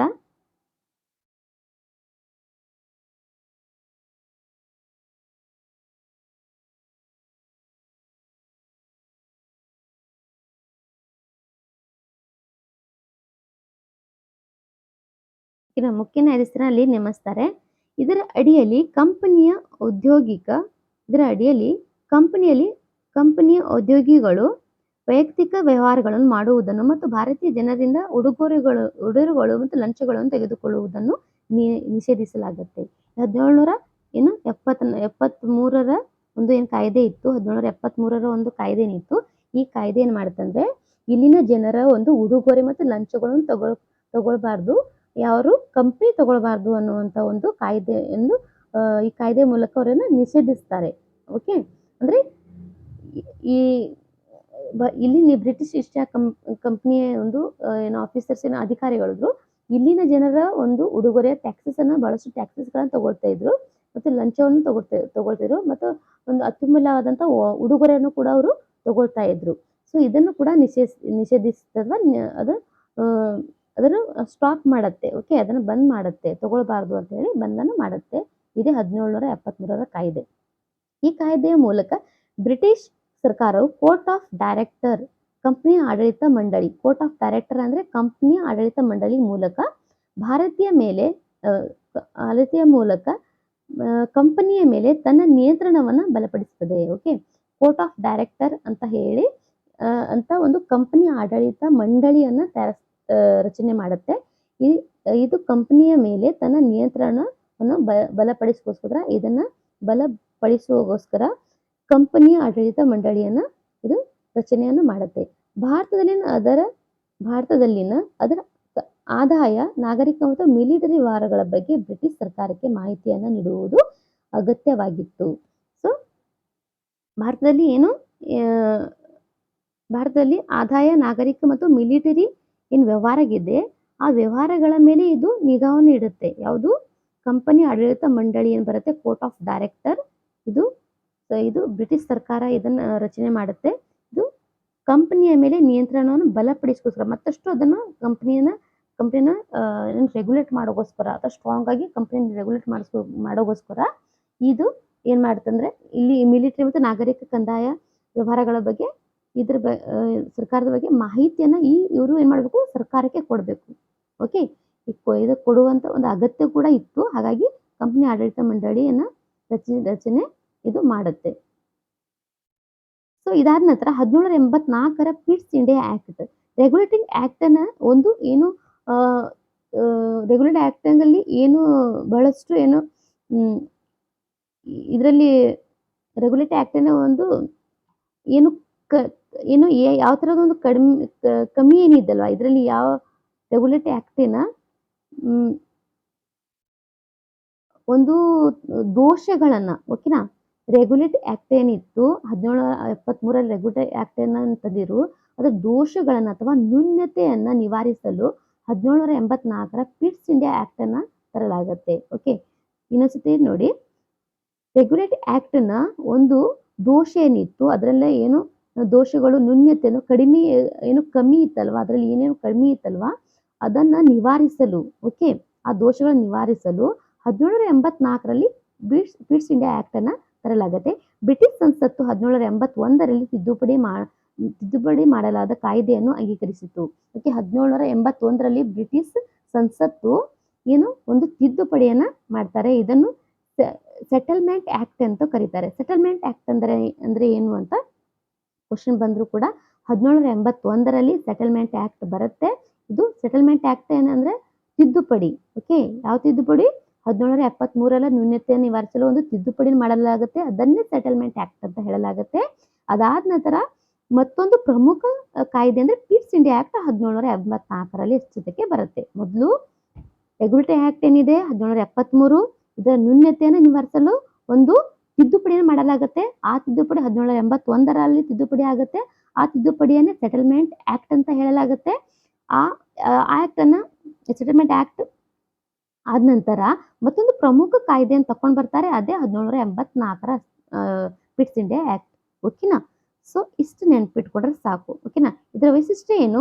ಇದು ಕಂಪನಿಯ ರಾಜಕೀಯ ಮತ್ತು ವಾಣಿಜ್ಯ ಕಾರ್ಯಗಳನ್ನು ಪ್ರತ್ಯೇಕಿಸುತ್ತದೆ. ಕಂಪನಿಯ ರಾಜಕೀಯ ಮತ್ತು ವಾಣಿಜ್ಯ ಎರಡನ್ನು ಸಪರೇಟ್ ಮಾಡುತ್ತೆ ಇದು. ಓಕೆ, ರಾಜಕೀಯ ಅಂದ್ರೆ ಪೊಲಿಟಿಕಲ್, ಕಂಪನಿಯ okay company British East India company ಏನಿತ್ತು ಆ ಕಂಪನಿಯ ರಾಜಕೀಯ ಆಡಳಿತ ಮತ್ತು ವಾಣಿಜ್ಯ ಅಂದ್ರೆ ಎಕನಾಮಿಕಲ್ ಏನಿತ್ತು, ಟ್ರೇಡ್ ಏನ್ ಮಾಡ್ತಾ ಇದ್ರು ಇವರು, ಎಕನಾಮಿಕಲ್ ಕಂಡೀಷನ್ ಇತ್ತು. ಇದೆರಡನ್ನ ಇದು ಡಿವೈಡ್ ಮಾಡುತ್ತೆ. ಓಕೆ, ಪೊಲಿಟಿಕಲ್ ಮತ್ತು ಎಕನಾಮಿಕಲ್ ಎರಡನ್ನು ಇದು ಡಿವೈಡ್ ಅನ್ನ ಮಾಡುತ್ತೆ. ಇದೆರಡ ಕಾರ್ಯವನ್ನ ಡಿವೈಡ್ ಮಾಡುತ್ತೆ, ಎರಡು ಕೆಲಸವನ್ನ. ನೋಡಿ, ಎರಡು ಸೇರ್ಕೊಂಡು ಒಂದು ಏನು ಕಂಪನಿ ನಡೆಸ್ತಾ ಇತ್ತು, ಬ್ರಿಟಿಷ್ ಈಸ್ಟ್ ಇಂಡಿಯಾ ಕಂಪನಿ ನಡೆಸ್ತಾ ಇತ್ತು. ರಾಜಕೀಯ ಮತ್ತು ವಾಣಿಜ್ಯ ಎರಡನ್ನು ಕೂಡ್ಕೊಂಡೇ ಇದು ಆಡಳಿತವನ್ನು ಮಾಡ್ತಾ ಇದ್ರು. ಈಗ ಪಿಟ್ಸ್ ಇಂಡಿಯಾ ಆಕ್ಟ್ ಏನ್ ಬಂತಲ್ಲ 1774ರ ಪಿಟ್ಸ್ ಇಂಡಿಯಾ ಆಕ್ಟ್ ಬರುತ್ತೆ. ಈ ಆಕ್ಟ್ ಏನ್ ಮಾಡುತ್ತೆ ಅಂದ್ರೆ ಇವೆರಡನ್ನ ಸಪರೇಟ್ ಮಾಡುತ್ತೆ. ಅಂದ್ರೆ ಇವೆರಡರ ಪೊಲಿಟಿಕಲ್ ಏನು ರಾಜಕೀಯ ಕೆಲಸವನ್ನ ಒಂದು ಗ್ರೂಪ್ ನೋಡ್ಬೇಕು ಮತ್ತು ಎಕನಾಮಿಕಲ್ ಏನಿದೆ ಕಾರ್ಯ ಏನಿದೆ, ವರ್ಕ್ ಏನಿದೆ ಅದನ್ನು ಬೇರೆ ಮತ್ತೊಂದು ಗ್ರೂಪ್ ನೋಡಬೇಕು ಅಥವಾ ಮತ್ತೊಂದು ಮಂಡಳಿ ನೋಡಬೇಕು ಅಂತ ಎರಡನ್ನು ಸಪ್ರೇಟ್ ಆಗಿ ಮಾಡುತ್ತೆ. ಇದು ಕಂಪನಿಯ ವ್ಯವಹಾರಗಳನ್ನು ಮೇಲ್ವಿಚಾರಣೆ ಮಾಡಲು ನಿರ್ದೇಶಕ ಮಂಡಳಿಗೆ ಅವಕಾಶ ಮಾಡಿಕೊಟ್ಟಿತು. ಆದರೆ ರಾಜಕೀಯ ವ್ಯವಹಾರಗಳನ್ನು ನಿರ್ವಹಿಸಲು ಬೋರ್ಡ್ ಆಫ್ ಕಂಟ್ರೋಲ್ ಎಂಬ ಹೊಸ ದೇಹವನ್ನು ರಚಿಸಿತು. ಹೀಗಾಗಿ ಉಭಯ ಆಡಳಿತ ವ್ಯವಸ್ಥೆ ಆರಂಭವಾಯಿತು. ಓಕೆ, ಇಲ್ಲಿಂದಾನೇ ಉಭಯ ಆಡಳಿತ ವ್ಯವಸ್ಥೆ ರಚನೆ ಆಗುವುದೇ ಈ ಕಾಯ್ದೆಯ ಮುಖಾಂತರ. ಓಕೆ, ಸೊ ಏನಾಗತ್ತೆ, ರಾಜಕೀಯ ಏನಿದೆ ಈ ಕಂಪನಿಯ ವ್ಯವಹಾರಗಳನ್ನ ಮೇಲ್ವಿಚಾರಣೆ ಮಾಡಲು ನಿರ್ದೇಶಕರ ಮಂಡಳಿ ಅವಕಾಶ ಮಾಡಿ, ನಿರ್ದೇಶಕರ ಒಂದು ಮಂಡಳಿ ಇದನ್ನ ಅವಕಾಶ ಮಾಡಿಕೊಡುತ್ತೆ. ಆಮೇಲೆ ರಾಜಕೀಯ ವ್ಯವಹಾರ ಏನಿದೆ ಅದನ್ನ ನಿರ್ವಹಿಸಲು ಬೋರ್ಡ್ ಆಫ್ ಕಂಟ್ರೋಲ್ ಅನ್ನುವಂತ ಒಂದು ಹೊಸ ಬಾಡಿಯನ್ನು ತಯಾರು ಮಾಡ್ತಾರೆ. ಓಕೆನಾ, ಬೋರ್ಡ್ ಆಫ್ ಕಂಟ್ರೋಲ್ ಅಂತ ಒಂದು ಹೊಸ ದೇಹವನ್ನು ರಚನೆ ಮಾಡ್ತಾರೆ. ಹಾಗಾಗಿ ಒಂದು ಪಾರ್ಲಿಮೆಂಟ್ ಅಲ್ಲಿ ಏನಾಯ್ತು, ಶಾಸನ ವ್ಯವಸ್ಥೆ ಅಥವಾ ಆಡಳಿತ ವ್ಯವಸ್ಥೆ ಆಗ್ಲಿಕ್ಕೆ ಪ್ರಾರಂಭವಾಯಿತು. ಸೊ ಇದಾದ ನಂತರ ನಿಯಂತ್ರಣ ಮಂಡಳಿಯ ಬ್ರಿಟಿಷ್ ನಿಯಂತ್ರಣ ಭಾರತದಲ್ಲಿ ಎಲ್ಲಾ ನಾಗರಿಕ, ಮಿಲಿಟರಿ, ಸರ್ಕಾರ ಮತ್ತು ಆದಾಯ ಚಟುವಟಿಕೆಗಳ ಮೇಲೆ ವಿಚಾರಣೆ ಮಾಡುವ ಮತ್ತು ನಿಯಂತ್ರಿಸುವ ಅಧಿಕಾರವನ್ನು ಹೊಂದಿತ್ತು. ನಿಯಂತ್ರಣ ಮಂಡಳಿ ಬ್ರಿಟಿಷ್ ನಿಯಂತ್ರಿತ ಸರ್ಕಾರದಲ್ಲಿ ಎಲ್ಲಾ ನಾಗರಿಕ, ಮಿಲಿಟರಿ, ಸರ್ಕಾರ ಮತ್ತು ಆದಾಯ ಚಟುವಟಿಕೆ ಏನಿತ್ತು, ಆಕ್ಟಿವಿಟೀಸ್ ಏನಿತ್ತು ಅದರ ಮೇಲ್ವಿಚಾರಣೆ ಮಾಡುವ ಮತ್ತು ನಿಯಂತ್ರಿಸುವ ಅಧಿಕಾರವನ್ನ ಇದು ತೆಗೆದುಕೊಳ್ಳುತ್ತೆ. ಅದಾದ ನಂತರ ಹೀಗಾಗಿ ಈ ಕಾಯ್ದೆಯು 2 ಕಾರಣಗಳಿಂದಾಗಿ ಪ್ರಮುಖವಾಗಿತ್ತು. ಮೊದಲನೇದಾಗಿ ಭಾರತದಲ್ಲಿನ ಕಂಪನಿಯ ಪ್ರದೇಶವನ್ನು ಮೊದಲ ಬಾರಿಗೆ ಬ್ರಿಟಿಷ್ ಡೊಮಿನಿಯನ್ ಪ್ರದೇಶ ಎಂದು ಕರೆಯಲಾಗಿತ್ತು. ಓಕೆ, ಈ ಕಾಯ್ದೆ 2 ಕಾರಣಗಳಿಂದಾಗಿ, 2 ಕಾರಣ ಯಾವುದು? ಮೊದಲನೇದಾಗಿ ಭಾರತದಲ್ಲಿನ ಕಂಪನಿಯ ಪ್ರದೇಶ ಏನಿದೆ ಅದನ್ನ ಮೊದಲ ಬಾರಿಗೆ ಬ್ರಿಟಿಷ್ ಡೊಮಿನಿಯನ್ ಪ್ರದೇಶ ಅಂತ ಕರೀತಾರೆ. ಎರಡನೇದಾಗಿ ಏನು, ಭಾರತದಲ್ಲಿ ಕಂಪನಿಯ ಕಾರ್ಯಾಚರಣೆಗಳು ಮತ್ತು ಅದರ ಆಡಳಿತ ಮೇಲೆ ಬ್ರಿಟಿಷ್ ಸರ್ಕಾರಕ್ಕೆ ಸಂಪೂರ್ಣ ನಿಯಂತ್ರಣವನ್ನು ನೀಡಲಾಗುತ್ತೆ. ಓಕೆ, ಭಾರತದಲ್ಲಿ ಕಂಪನಿಯ ಕಾರ್ಯಾಚರಣೆಗಳು ಮತ್ತು ಅದರ ಆಡಳಿತದ ಮೇಲೆ ಬ್ರಿಟಿಷ್ ಸರ್ಕಾರಕ್ಕೆ ಸಂಪೂರ್ಣ ನಿಯಂತ್ರಣವನ್ನು ಇದು ಕೊಡಲಾಗುತ್ತೆ. ಸೊ 2 ರೀತಿಯ ಒಂದು ಕಾರಣದಿಂದಾಗಿ 1784ರ ಕ್ವಿಟ್ಸ್ ಇಂಡಿಯಾ ಆಕ್ಟ್ ಇದೆ, ಕಾಯ್ದೆ ಏನಿದೆ ಇದು ಪ್ರಾಮುಖ್ಯತೆಯನ್ನ ಪಡ್ಕೊಳ್ತದೆ ಈ 2 ಕಾರಣಗಳಿಂದ. ಸೊ 2 ಕಾರಣವನ್ನ ನೆನಪಿಟ್ಕೊಳ್ಬೇಕು, ಯಾಕಂದ್ರೆ ಮೇನ್ಸ್ಗೆ ಬಹಳಷ್ಟು ಉಪಯೋಗವಾದಂತ ಇದು ಮೆಟೀರಿಯಲ್ಸ್ ಆಗತ್ತೆ. ಓಕೆನಾ. ಅದಾದ ನಂತರ 1833ರ ಚಾರ್ಟರ್ ಆಕ್ಟ್. ಈ ಕಾಯ್ದೆಯು ಬ್ರಿಟಿಷ್ ಸರ್ಕಾರದ ಕೇಂದ್ರೀಕರಣದ ಕಡೆಗೆ ನಿರ್ಣಾಯಕ ಹೆಜ್ಜೆಯಾಗಿತ್ತು. ಈ ಕಾಯ್ದೆಯ ವೈಶಿಷ್ಟ್ಯಗಳು ಈ ಕೆಳಗಿನಂತಿವೆ. ಏನು, ಬ್ರಿಟಿಷ್ ಸರ್ಕಾರದ ಕೇಂದ್ರೀಕರಣದ ಕಡೆಗೆ ನಿರ್ಣಾಯಕ ಹೆಜ್ಜೆಯಾಗುತ್ತೆ. ಕೇಂದ್ರೀಕರಣ ಈಗ ಏನು, ಬ್ರಿಟಿಷ್ ಸರ್ಕಾರದ ಒಂದು ಕೇಂದ್ರೀಕರಣದ ಡೈರೆಕ್ಟ್ ಈಗ ಭಾರತವನ್ನ ನಿಯಂತ್ರಣ ಮಾಡುವಂತ ಒಂದು ದೃಷ್ಟಿ. ಓಕೆನಾ. ಸೊ ಇದರ ವೈಶಿಷ್ಟ್ಯ ಏನು, ಇದರ ವೈಶಿಷ್ಟ್ಯವನ್ನು ನೋಡೋಣ.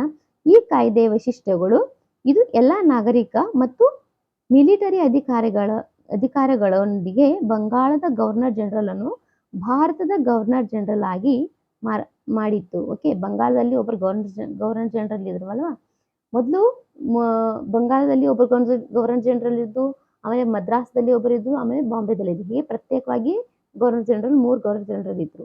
ಅವರನ್ನ ಏನ್ ಮಾಡಲಾಗತ್ತೆ, ಒಬ್ಬ ಗವರ್ನರ್ ಜನರಲ್ ಅಧೀನದಲ್ಲಿ ಇಡಲಾಗತ್ತೆ ಇಬ್ಬರನ್ನ. ಯಾರು, ಬಂಗಾಳದ ಗವರ್ನರ್ ಜನರಲ್ ಅಧೀನದಲ್ಲಿ ಇಡಲಾಗತ್ತೆ.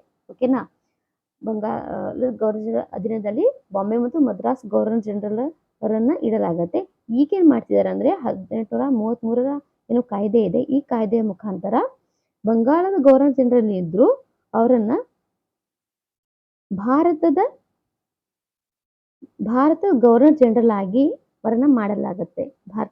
ಬಂಗಾಳದ ಗವರ್ನರ್ ಜನರಲ್ ಮಾಡಲಾಗತ್ತೆ, ಭಾರತದ ಗವರ್ನರ್ ಜನರಲ್ ಆಗಿ ಮಾಡಲಾಗತ್ತೆ.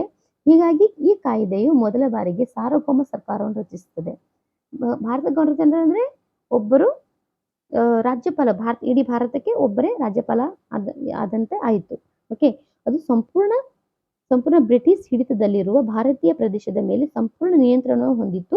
ಲಾರ್ಡ್ ವಿಲಿಯಂ ಬೆಂಟಿಂಗ್ ಭಾರತದ ಮೊದಲ ಗವರ್ನರ್ ಜನರಲ್. ಈ ಫ್ಯಾಕ್ಟ್ ಅನ್ನ ನೀವು ಬರ್ಕೋಬೇಕು ಇಲ್ಲಿ.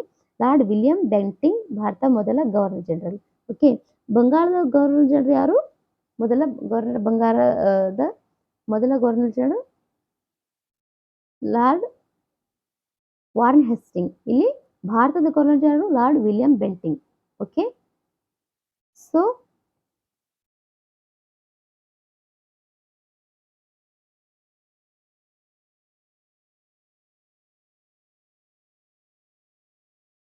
ಇದಾದ ನಂತರ ಎರಡನೇದರ ಏನು ವೈಶಿಷ್ಟ್ಯ ಏನಂದ್ರೆ, ಇದು ಮದ್ರಾಸ್ ಮತ್ತು ಬಾಂಬೆಯ ರಾಜ್ಯಪಾಲರನ್ನು ಶಾಸಕಾಂಗ ಅಧಿಕಾರದಿಂದ ವಂಚಿತಗೊಳಿಸಿತು.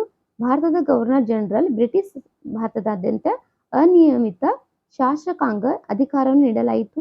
ಇದರ ಅಡಿಯಲ್ಲಿ ಈ ಹಿಂದೆ ಮಾಡಿದ ಕಾನೂನುಗಳನ್ನು ನಿಯಂತ್ರಕ ಕಾನೂನುಗಳು ಮತ್ತು ಹೊಸ ಕಾನೂನಿನ ಅಡಿಯಲ್ಲಿ ಮಾಡಿದ ಕಾನೂನುಗಳನ್ನು ಕಾಯಿದೆಗಳು ಎಂದು ಕರೆಯಲಾಯಿತು.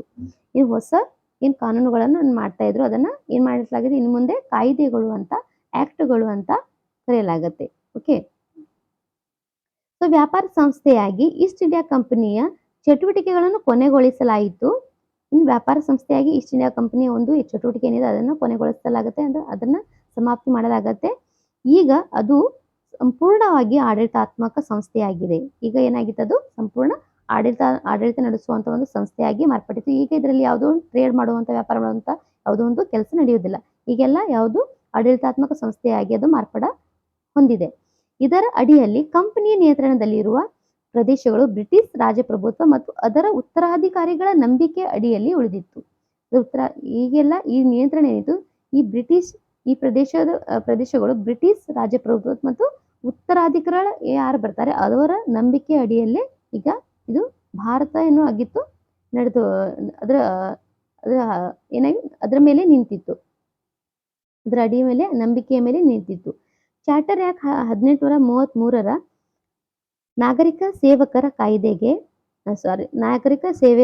ಸೇವಕರ ಆಯ್ಕೆಗೆ ಮುಕ್ತ ಸ್ಪರ್ಧೆಯನ್ನು ಪರಿಚಯಿಸಲಾಗುತ್ತೆ. ಸೊ ಮೊಟ್ಟ ಮೊದಲಾಗಿ 1833ರಲ್ಲಿ ನಾಗರಿಕ ಸೇವಕರ ಏನು ಆಯ್ಕೆ ಏನಿದೆ ಅದರಲ್ಲಿ ಮುಕ್ತ ಸ್ಪರ್ಧೆಯನ್ನು ಪರಿಚಯಿಸಲು ಇದು ಪ್ರಯತ್ನಿಸುತ್ತೆ 1833. ಆದ್ರೆ ಇದು ನಡೆಯುವುದಿಲ್ಲ. ಇದು ಮುಂದೆ ಇದನ್ನು ಏನ್ ಮಾಡಾಗತ್ತೆ, ನಿರಾಕರಿಸಲಾಗತ್ತೆ ಅಲ್ವಾ.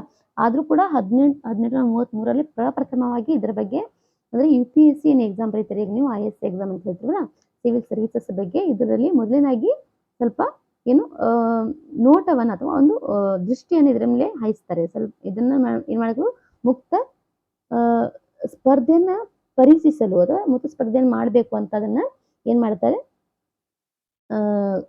ಪರೀಕ್ಷಿಸ್ತಾರೆ. ಕಂಪನಿಯಲ್ಲಿ ಯಾವುದೇ ಹುದ್ದೆ, ಕಚೇರಿ ಅಥವಾ ಉದ್ಯೋಗಕ್ಕೆ ಭಾರತೀಯರಿಗೆ ಪ್ರವೇಶವನ್ನು ನಿರಾಕರಿಸುವುದಿಲ್ಲ ಎಂದು ಅದು ಹೇಳಿದೆ. ಅಂತ ಕಂಪನಿಯಲ್ಲಿ ಯಾವುದೇ ಹುದ್ದೆ ಪಡ್ಕೊಳ್ಳೋದು, ಕಚೇರಿಯಲ್ಲಿ ಯಾವುದೇ ಉದ್ಯೋಗ ಪಡ್ಕೊಳ್ಳೋದು ಇದನ್ನ ನಿರಾಕರಿಸುವುದಿಲ್ಲ ಅಂತ ಹೇಳಿ ಇದು 1833ರ ಒಂದು ಚಾರ್ಟರ್ ಆಕ್ಟ್ ಹೇಳುತ್ತೆ. ಆದ್ರೂ ಕೂಡ ಇದು ನಡೆಯುವುದಿಲ್ಲ. ಆದಾಗ್ಯೂ ನಿರ್ದೇಶಕರ ನ್ಯಾಯಾಲಯದ ವಿರೋಧದಿಂದಾಗಿ ಇದು ನಿಬಂಧನೆಯನ್ನು ತೆಗೆದು ಹಾಕಲಾಗುತ್ತೆ. ಓಕೆ, ಇದಾಗ ನಡೆಯುವುದಿಲ್ಲ ಇದು ಕೂಡ. ಇದಾದ ನಂತರ 1853ರ ಚಾರ್ಟರ್ ಆಕ್ಟ್. ಚಾರ್ಟರ್ ಆಕ್ಟ್ ಅಂದ್ರೆ ಪ್ರತಿ 20 ವರ್ಷಕ್ಕೊಮ್ಮೆ ಈ ಆಕ್ಟ್ಗಳು ಬರ್ತಾ ಇದ್ವು, ಪ್ರತಿ 20 ವರ್ಷಕ್ಕೊಮ್ಮೆ. ಸೊ ಕೌಂಟ್ ಅನ್ನ ಮಾಡ್ತಾ ಹೋಗಿ ಇವ 1883ರ ಒಂದು ಚಾರ್ಟರ್ ಆಕ್ಟ್, ಆನಂತರ 1853ರ ಒಂದು ಚಾರ್ಟರ್ ಆಕ್ಟ್, ಹೀಗೆ 20 ವರ್ಷಗಳಿಗೊಮ್ಮೆ ಚಾರ್ಟರ್ ಆಕ್ಟ್ಗಳು ಬರ್ತಾ ಇದ್ವು.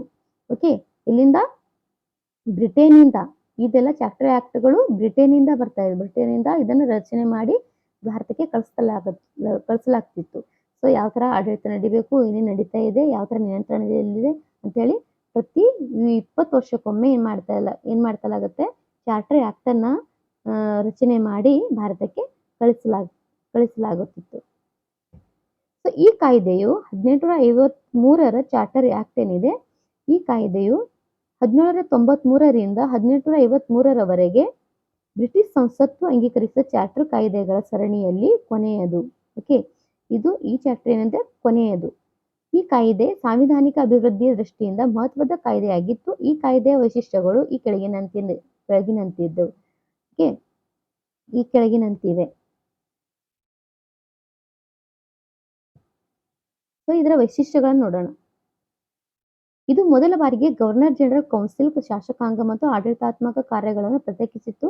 ಏನಾಗುತ್ತೆ, ಮೊದಲ ಬಾರಿಗೆ ಏನಾಗುತ್ತೆ, ಗವರ್ನರ್ ಜನರಲ್ ಕೌನ್ಸಿಲ್ ಏನಿದೆ ಅದರ್ ಕೌನ್ಸಿಲ್ ಅಲ್ಲಿ ಶಾಸಕಾಂಗ ಮತ್ತು ಆಡಳಿತಾತ್ಮಕ ಕಾರ್ಯಗಳನ್ನ ಪ್ರತ್ಯೇಕಿಸುತ್ತೆ. ಶಾಸಕಾಂಗನ ಸೆಪರೇಟ್ ಮಾಡಲಾಗುತ್ತೆ ಮತ್ತು ಆಡಳಿತಾತ್ಮಕ ಕಾರ್ಯಗಳನ್ನ ಸೆಪರೇಟ್ ಅನ್ನ ಮಾಡಲಾಗುತ್ತೆ. ಆರು ಹೊಸ ಕೌನ್ಸಿಲರ್ಗಳನ್ನ ಪರಿಷತ್ತಿಗೆ ಸೇರಿಸಲಾಗುತ್ತೆ. 6 ಏನು ಹೊಸ ಕೌನ್ಸಿಲರ್ಗಳನ್ನಿದ್ರು ಅವರಿಗೆ ಪರಿಷತ್ತಿಗೆ ಸೇರಿಸಲಾಗುತ್ತೆ. ಅವರನ್ನು ವಿಧಾನ ಪರಿಷತ್ ಸದಸ್ಯರನ್ನಾಗಿ ಮಾಡಲಾಯಿತು. ಸೊ ಏನು 6 ಕೌನ್ಸಿಲರ್ಗಳನ್ನಿದ್ರು ಅವರಿಗನ್ನು ಪರಿಷತ್ತಿಗೆ ಸೇರಿಸಿ ಅವರನ್ನು ವಿಧಾನ ಪರಿಷತ್ತರ ಸದಸ್ಯರನ್ನಾಗಿ ಮಾಡಲಾಗುತ್ತೆ. ಬೇರೆ ರೀತಿಯಲ್ಲಿ ಹೇಳುವುದಾದ್ರೆ ಇದು ಗವರ್ನರ್ ಜನರಲ್ ಆಗಿ ಒಂದು ಲೆಜಿಸ್ಲೇಟಿವ್ ಕೌನ್ಸಿಲ್ ಮತ್ತು ಲೆಜಿಸ್ಲೇಟಿವ್ ಕೌನ್ಸಿಲ್ ಅನ್ನ ರಚಿಸಲಾಗುತ್ತೆ. ಇದನ್ನು ಭಾರತೀಯ ಕೇಂದ್ರ ಲೆಜಿಸ್ಲೇಟಿವ್ ಕೌನ್ಸಿಲ್ ಎಂದು ಕರೆಯಲಾಯಿತು. ಇದನ್ನೇನಂತ ಕರೆಯಲಾಗುತ್ತೆ? ಭಾರತೀಯ ಕೇಂದ್ರ ಲೆಜಿಸ್ಲೇಟಿವ್ ಕೌನ್ಸಿಲ್ ಅಂತ ಕರೆಯಲಾಗುತ್ತೆ. ಈ ಪರಿಷತ್ತಿನ ಶಾಖೆಯ ಸಂಸತ್ತಿನಂತೆ ಕಾರ್ಯನಿರ್ವಹಿಸಿತ್ತು. ಇದು ಬ್ರಿಟಿಷ್ ಸಂಸತ್ತಿನಂತೆ ಅದೇ ಕಾರ್ಯವಿಧಾನವನ್ನು ಅನುಸರಿಸಿತ್ತು. ಈ ರೀತಿಯ ಶಾಸಕಾಂಗವು ವಿಶೇಷ ಯಂತ್ರೋಪಕರಣಗಳು ಮತ್ತು ಕಾರ್ಯವಿಧಾನಗಳ ಅಗತ್ಯವಿರುವ ಸರ್ಕಾರದ ವಿಶೇಷ ಕಾರ್ಯಗಳಲ್ಲಿ ಮೊದಲು ಪರಿಚಯಿಸಿತು. ಓಕೆ, ಇದರ ವಿಶಿಷ್ಟಗಳು. ಓಕೆ, ಸೊ ಇದು ನಾಗರಿಕ ಸೇವಕರ ನೇಮಕಾತಿ ಮತ್ತು ಆಯ್ಕೆಗಾಗಿ ಮುಕ್ತ ಸ್ಪರ್ಧೆ ವ್ಯವಸ್ಥೆಯನ್ನು ಪರಿಚಯಿಸಿತು. ಓಕೆ, ಸೊ 1833 ಕೂಡ ಇದು ಬರುತ್ತೆ. ಮುಕ್ತ ಸ್ಪರ್ಧೆಯನ್ನ ಪರಿಚಯಿಸಿದ 1833. ಆದ್ರೆ ಅದು ಏನಾಗುತ್ತೆ, ಆ ನಿಬಂಧನೆಗಳು ಅಲ್ಲೇ ಉಳಿದು ಬಿಡ್ತವೆ. ಅದು ಮುಂದೆ ಕಾರ್ಯರೂಪಕ್ಕೆ ಬರುವುದೇ ಇಲ್ಲ. ಸೊ ಅದಾದ ನಂತರ ಮತ್ತೊಂದು ಈ ಕಾಯ್ದೆ ಏನಿದೆ, ಇದು ಯಾವ ಕಾಯ್ದೆ? ಸೊ ಈ ಕಾಯ್ದೆ ಏನ್ ಬರುತ್ತೆ, 1853 ಚಾರ್ಟರ್ ಆಕ್ಟ್ ಏನ್ ಬರುತ್ತೆ, ಈ ಆಕ್ಟ್ ಏನಾಗುತ್ತೆ, ಈ ಆಕ್ಟ್ ಅಲ್ಲಿ ಮತ್ತೊಂದ್ಸಲ ನಾಗರಿಕ ಸೇವಕರ ನೇಮಕಾತಿ ಮತ್ತು ಆಯ್ಕೆಗಾಗಿ ಮುಕ್ತ ಸ್ಪರ್ಧೆ ವ್ಯವಸ್ಥೆಯನ್ನ ಪರಿಚಯಿಸಲಾಗುತ್ತೆ. ಹೀಗಾಗಿ ವಿಶೇಷ ನಾಗರಿಕ ಸೇವೆಯನ್ನು ಭಾರತೀಯ ನಾಗರಿಕರಿಗೂ ತೆರೆಯಲಾಯಿತು ಮತ್ತು ಇದಕ್ಕಾಗಿ 1854ರಲ್ಲಿ ಭಾರತೀಯ ನಾಗರಿಕರ ಸೇವೆಗೆ ಸಂಬಂಧಿಸಿದಂತೆ ಮೆಕಾಲೆ ಸಮಿತಿಯನ್ನು ನೇಮಿಸಲಾಗುತ್ತೆ. ಮೆಕಾಲೆ ಸಮಿತಿಯನ್ನ ನೇಮಿಸಲಾಯಿತು. ಇದು ಕಂಪನಿಯ ಮತ್ತು ಭಾರತೀಯ ನಿಯಮವನ್ನು ವಿಸ್ತರಿಸುತ್ತೆ. ಇದು ಕಂಪನಿಯ ಮತ್ತು ಭಾರತೀಯ ಒಂದು ನಿಯಮಗಳನ್ನ ಇದು ವಿಸ್ತರಿಸುತ್ತೆ. ಯಾವುದು? ಮೆಕಾಲೆ ಸಮಿತಿ. ಆಂಗ್ಲ ರಾಜಪ್ರಭುತ್ವದ ವಿಶ್ವಾಸದಲ್ಲಿ ಭೂಪ್ರದೇಶವನ್ನು ಹಿಡಿದಿಟ್ಟುಕೊಳ್ಳುವ ಹಕ್ಕನ್ನು ನೀಡಲಾಯಿತು. ಆದರೆ ಹಿಂದಿನ ಕಾಯ್ದೆಗಳಂತೆ ಇದರಲ್ಲಿ ಯಾವುದೇ ನಿರ್ದಿಷ್ಟ ಸಮಯವನ್ನು ನಿಗದಿಪಡಿಸಲಾಗಿಲ್ಲ. ಇದರಿಂದ ಕಂಪನಿಯ ಆಡಳಿತವನ್ನು ಸಂಸತ್ತು ಯಾವಾಗ ಬೇಕಾದರೂ ಅಂತ್ಯಗೊಳಿಸಬಹುದು ಎಂದು ಸ್ಪಷ್ಟವಾಯಿತು. ಇದು ಮೊದಲ ಬಾರಿಗೆ ಭಾರತೀಯ ಕೇಂದ್ರೀಯ ಲೆಜಿಸ್ಲೇಟಿವ್ ಕೌನ್ಸಿಲ್ ಸ್ಥಳೀಯ ಪ್ರಾತಿನಿಧ್ಯವನ್ನು ಪರಿಚಯಿಸಲಾಯಿತು. ಗವರ್ನರ್ ಜನರಲ್ ಕೌನ್ಸಿಲ್ನ 6 ಹೊಸ ಸದಸ್ಯರಲ್ಲಿ 4 ಬಂಗಾಳ, ಮದ್ರಾಸ್ ಮತ್ತು ಬಾಂಬೆ ಮತ್ತು ಆಗ್ರಾದ ಸ್ಥಳೀಯ ಪ್ರಾಂತೀಯ ಸರ್ಕಾರಗಳು ಆಯ್ಕೆ ಮಾಡಬೇಕಾಗಿತ್ತು. Okay, so governor general council 6 ಜನರಿದ್ರು. ಅದರಲ್ಲಿ ಬಂಗಾಳ, ಮದ್ರಾಸ್ ಮತ್ತು ಬಾಂಬೆ ಮತ್ತು ಆಗ್ರಾದ ಸ್ಥಳೀಯ ಪ್ರಾಂತೀಯ ಸರ್ಕಾರಗಳನ್ನಾಗಿ ಅವರನ್ನ ಮಾಡಬೇಕಾಗಿತ್ತು. ಓಕೆ, ಸೊ ಇದಾದ ನಂತರ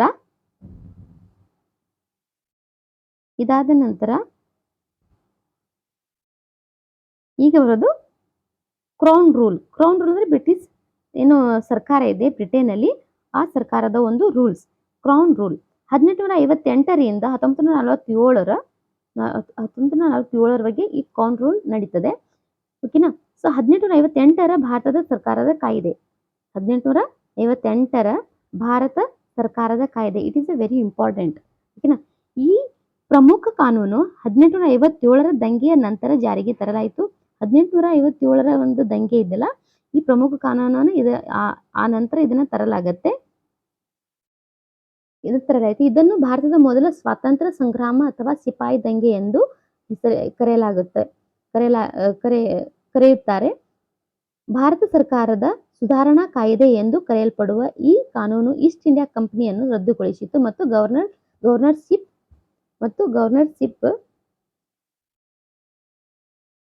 ಗವರ್ನರ್ಶಿಪ್ಗಳು, ಪ್ರಾಂತ್ಯಗಳು ಮತ್ತು ಆದಾಯದ ಅಧಿಕಾರಗಳನ್ನು ಬ್ರಿಟಿಷ್ ರಾಜಪ್ರಭುತ್ವಕ್ಕೆ ವರ್ಗಾಯಿಸಿತು. ಈ ಕಾಯ್ದೆಯ ವೈಶಿಷ್ಟ್ಯಗಳು: ಇದರ ಅಡಿಯಲ್ಲಿ ಭಾರತದ ಆಳ್ವಿಕೆ ನೇರವಾಗಿ ರಾಣಿ ವಿಕ್ಟೋರಿಯಾ ಅಡಿಯಲ್ಲಿ ಹೋಯಿತು. ಇದರ ವೈಶಿಷ್ಟ್ಯ ಏನು? ನೇರವಾಗಿ ಏನಾಗುತ್ತೆ, ರಾಣಿ ವಿಕ್ಟೋರಿಯಾ ಅಡಿಯಲ್ಲಿ ಇದೇನಾಗುತ್ತೆ, ಭಾರತೀಯ ಒಂದು ಆಳ್ವಿಕೆಯು ರಾಣಿ ವಿಕ್ಟೋರಿಯಾ ಅಡಿಯಲ್ಲಿ ಹೋಗುತ್ತೆ. ಗವರ್ನರ್ ಜನರಲ್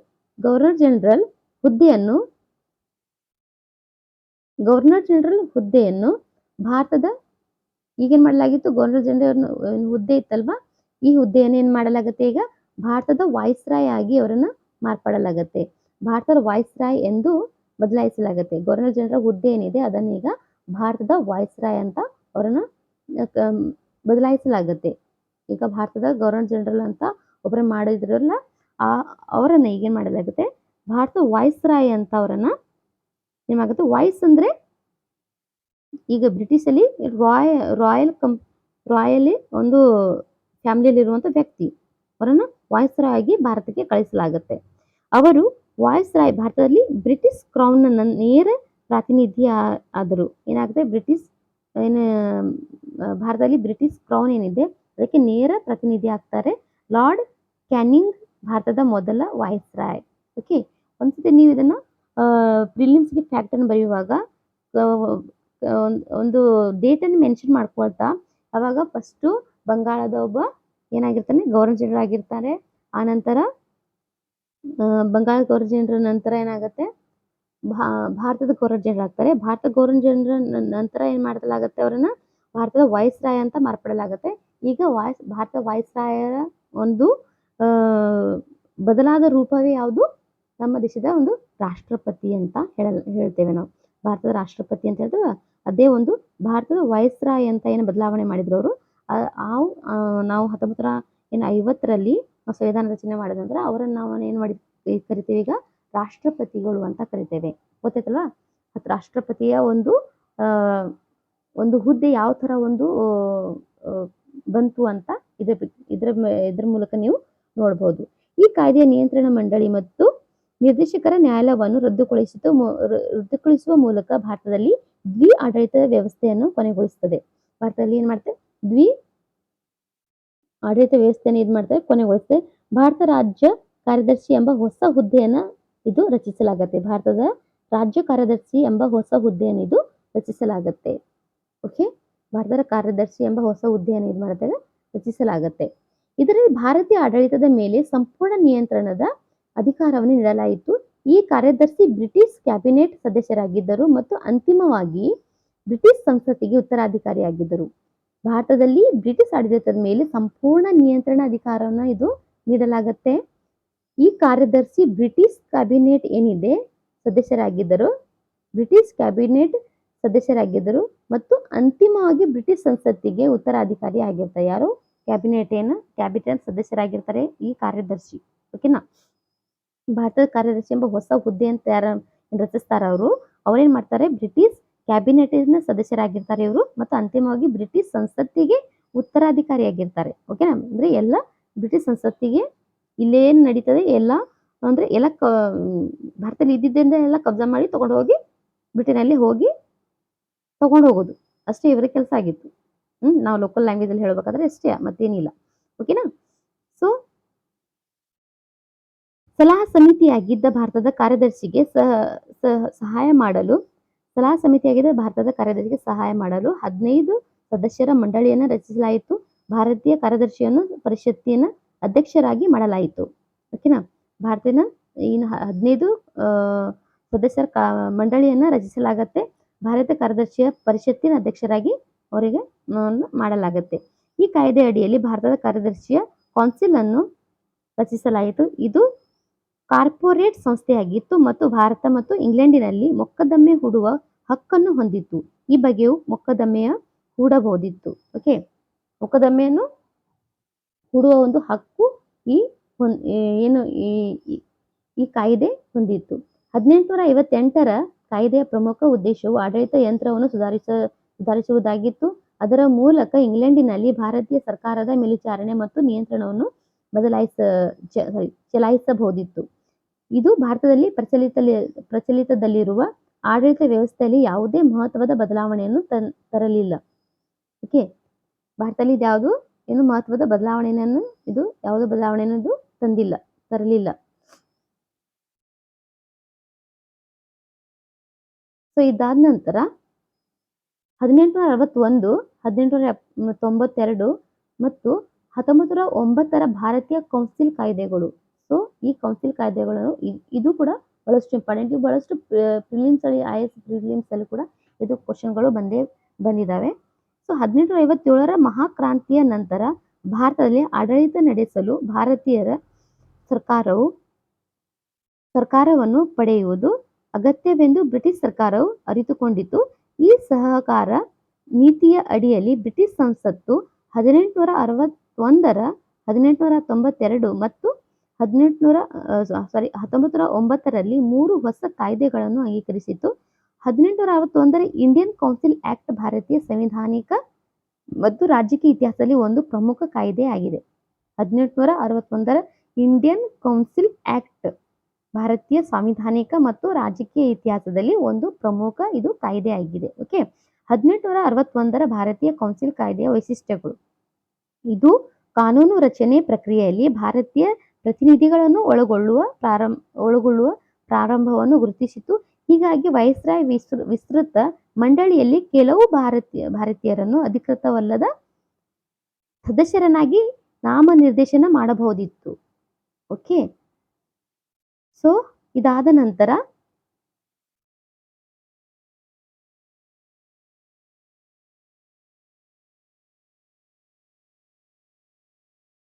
1862ರಲ್ಲಿ ಲಾರ್ಡ್ ಕ್ಯಾನಿಂಗ್ ಮೂವರು ಭಾರತೀಯರನ್ನು ಬನಾರಸ್ ರಾಜ, ಪಟಿಯಾಲ ಮಹಾರಾಜ ಮತ್ತು ಸರ್ ದಿನಕರ್ ರಾವ್ ವಿಧಾನ ಪರಿಷತ್ತಿಗೆ ನಾಮನಿರ್ದೇಶನ ಮಾಡಿದ್ದರು. ಯಾರು ಮಾಡ್ತಾರೆ?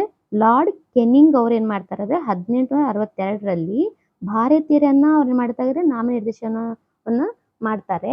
ಯಾರ್ಯಾರು ಅಂದ್ರೆ ಬನಾರಸ್ನ ರಾಜ, ಪಟಿಯಾಲ ಮಹಾರಾಜ ಮತ್ತು ಸರ್ ದಿನಕರ್ ರಾವ್ ಅವರನ್ನ ವಿಧಾನ ಪರಿಷತ್ತಿಗೆ ನಾಮನಿರ್ದೇಶನವನ್ನ ಮಾಡ್ತಾರೆ. ಓಕೆನಾ?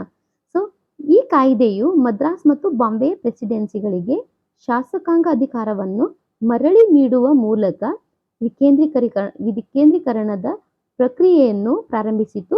ಈ ಕಾಯ್ದೆಯು ಹೀಗೆ 1773ರ ರೆಗ್ಯುಲೇಟಿಂಗ್ ಆಕ್ಟ್ನಿಂದ ಪ್ರಾರಂಭವಾದ ಕೇಂದ್ರೀಕರಣದ ಪ್ರವೃತ್ತಿಯನ್ನು ಹಿಮ್ಮೆಟ್ಟಿತು ಮತ್ತು ಇದು 1833ರ ಚಾರ್ಟರ್ ಆಕ್ಟ್ನೊಂದಿಗೆ ಅದರ ಉತ್ತುಂಗವನ್ನು ತಲುಪಿತು. ಶಾಸಕಾಂಗ ಅಭಿವೃದ್ಧಿ ಈ ನೀತಿಯಿಂದಾಗಿ ಪ್ರಾಂತ್ಯಗಳು 1932ರ ಹೊತ್ತಿಗೆ ಸಂಪೂರ್ಣ ಆಂತರಿಕ ಸ್ವಾಯತ್ತತೆಯನ್ನು ಸಾಧಿಸಿದವು.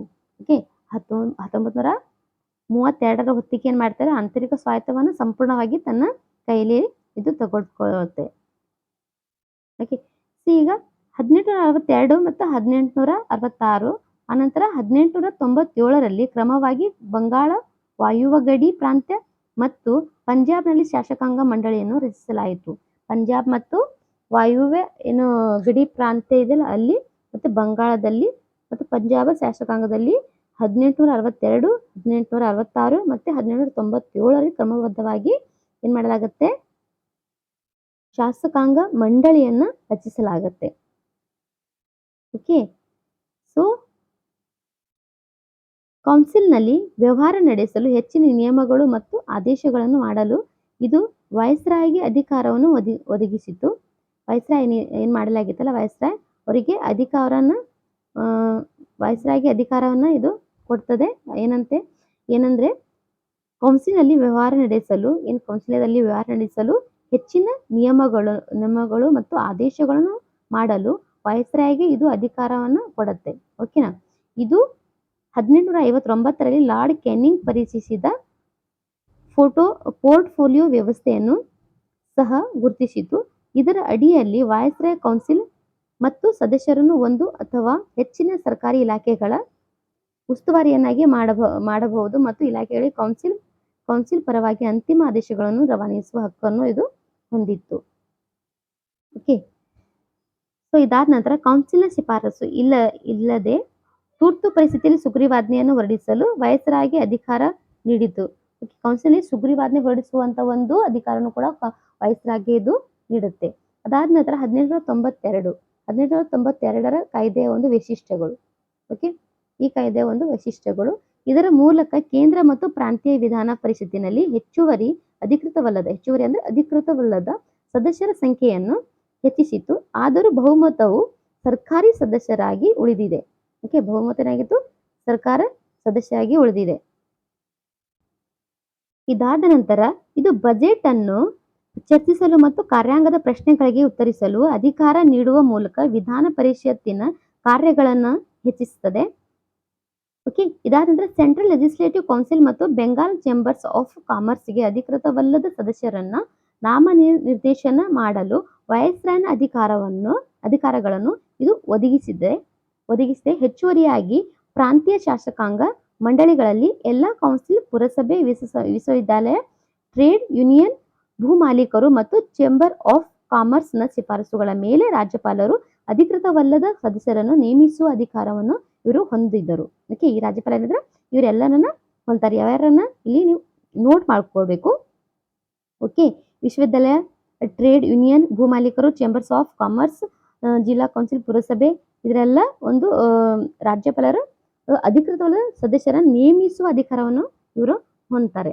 ಓಕೆ, ಸಿದ್ಧಾಂತದ ಕಾಯ್ದೆಯಲ್ಲಿ ಚುನಾವಣೆ ಎಂಬ ಪದವನ್ನು ಬಳಸದಿದ್ದರೂ ಕೇಂದ್ರ ಮತ್ತು ಪ್ರಾಂತೀಯ ಲೆಜಿಸ್ಲೇಟಿವ್ ಕೌನ್ಸಿಲ್ಗಳಿಗೆ ಖಾಸಗಿ ಸದಸ್ಯರ ನೇಮಕಕ್ಕೆ ಸೀಮಿತ ಪರೋಕ್ಷ ಸ್ವರೂಪದ ಚುನಾವಣೆಯನ್ನ ಕಾಯ್ದೆ ಒದಗಿಸಿದೆ. ಓಕೆ, ಆ ಸಮಯದಲ್ಲಿ ಚುನಾವಣೆ ಒಂದು ಶಬ್ದವನ್ನು ಏನ್ ಮಾಡಲಾಗುತ್ತೆ, ಒಂದು ಉಪಯೋಗಿಸದೇ ಇದ್ದರೂ ಕೂಡ ಏನಾಗುತ್ತೆ, ಪರೋಕ್ಷವಾಗಿ ಅವರನ್ನ ನೇಮಕ ಚುನಾವಣೆ ಮೂಲಕ ನೇಮಕವನ್ನು ಮಾಡ್ಕೊಳ್ತಾರೆ. ಇದನ್ನು ಕೆಲವು ಸಂಸ್ಥೆಗಳ ಶಿಫಾರಸಿನ ಮೇರೆಗೆ ಮಾಡಿದ ನಿರ್ದೇಶನದ ಪ್ರಕ್ರಿಯೆ ಎಂದು ಹೇಳಲಾಯಿತು. ಸೊ 1909 ಕಾಯ್ದೆ ವಿಶಿಷ್ಟಗಳು. ಸೊ ಇದನ್ನು ನೀವು ಇಟ್ ಈಸ್ ವೆರಿ ಇಂಪಾರ್ಟೆಂಟ್. ಇದು ಬಹಳ ಇಂಪಾರ್ಟೆಂಟ್ ಆದಂತ ಇದು ವೈಶಿಷ್ಟ್ಯ. ಇದನ್ನ ನೆನಪಿಟ್ಕೊಳ್ಳೇಬೇಕಾಗತ್ತೆ, ಯಾಕಂದ್ರೆ ಇದ್ರ ಮೇಲೆ ಕ್ವಶನ್ಸ್ಗಳು ಬಂದೇ ಬರ್ತವೆ. ಈ ಕಾಯ್ದೆಯನ್ನು ಮಿಂಟೋ ಮಾರ್ಲೆ ರಿಫಾರ್ಮ್ಸ್ ಎಂದು ಕರೆಯುತ್ತಾರೆ. ಈ ಸಮಯದಲ್ಲಿ ಲಾರ್ಡ್ ಮಾರ್ಲಿ ಇಂಗ್ಲೆಂಡ್ನಲ್ಲಿ ಭಾರತದ ರಾಜ್ಯ ಕಾರ್ಯದರ್ಶಿಯಾಗಿದ್ದರು ಮತ್ತು ಲಾರ್ಡ್ ಮಿಂಟೋ ಭಾರತದಲ್ಲಿ ವೈಸ್ರಾಯ್. ಓಕೆ, ಅಂದ್ರೆ ಇಂಗ್ಲೆಂಡ್ನಲ್ಲಿ ಭಾರತದ ಕಾರ್ಯದರ್ಶಿ ಆಗಿದ್ರು. ಭಾರತದ ರಾಜ್ಯ ಕಾರ್ಯದರ್ಶಿಯಾಗಿ ಇವರು ಕೆಲಸ ಮಾಡ್ತಾರೆ. ಯಾರು? ಲಾರ್ಡ್ ಮಾರ್ಲಿ ಅವರು. ಓಕೆನಾ, ಮಾರ್ಲಿ ಅವರು ಇಂಗ್ಲೆಂಡ್ ಅಲ್ಲಿ ಇರ್ತಾರೆ. ಓಕೆನಾ, ಇಂಗ್ಲೆಂಡ್ ಅಲ್ಲಿ ಭಾರತದ ರಾಜ್ಯ ಕಾರ್ಯದರ್ಶಿಯಾಗಿ ಕೆಲಸ ಮಾಡ್ತಾ ಇರ್ತಾರೆ. ಮತ್ತು ಲಾರ್ಡ್ ಮಿಂಟೋ ಅನ್ನುವರು ಭಾರತದ ವೈಸ್ರಾಯ್ ಆಗಿ ಭಾರತದಲ್ಲಿ ಇರ್ತಾರೆ. ಹಾಗಾಗಿ ಮಾರ್ಲಿ ಮಿಂಟೋ ರಿಫಾರ್ಮ್ಸ್ ಅಂತ ಕೂಡ ಇದನ್ನ ಕರೀತಾರೆ. ಓಕೆ,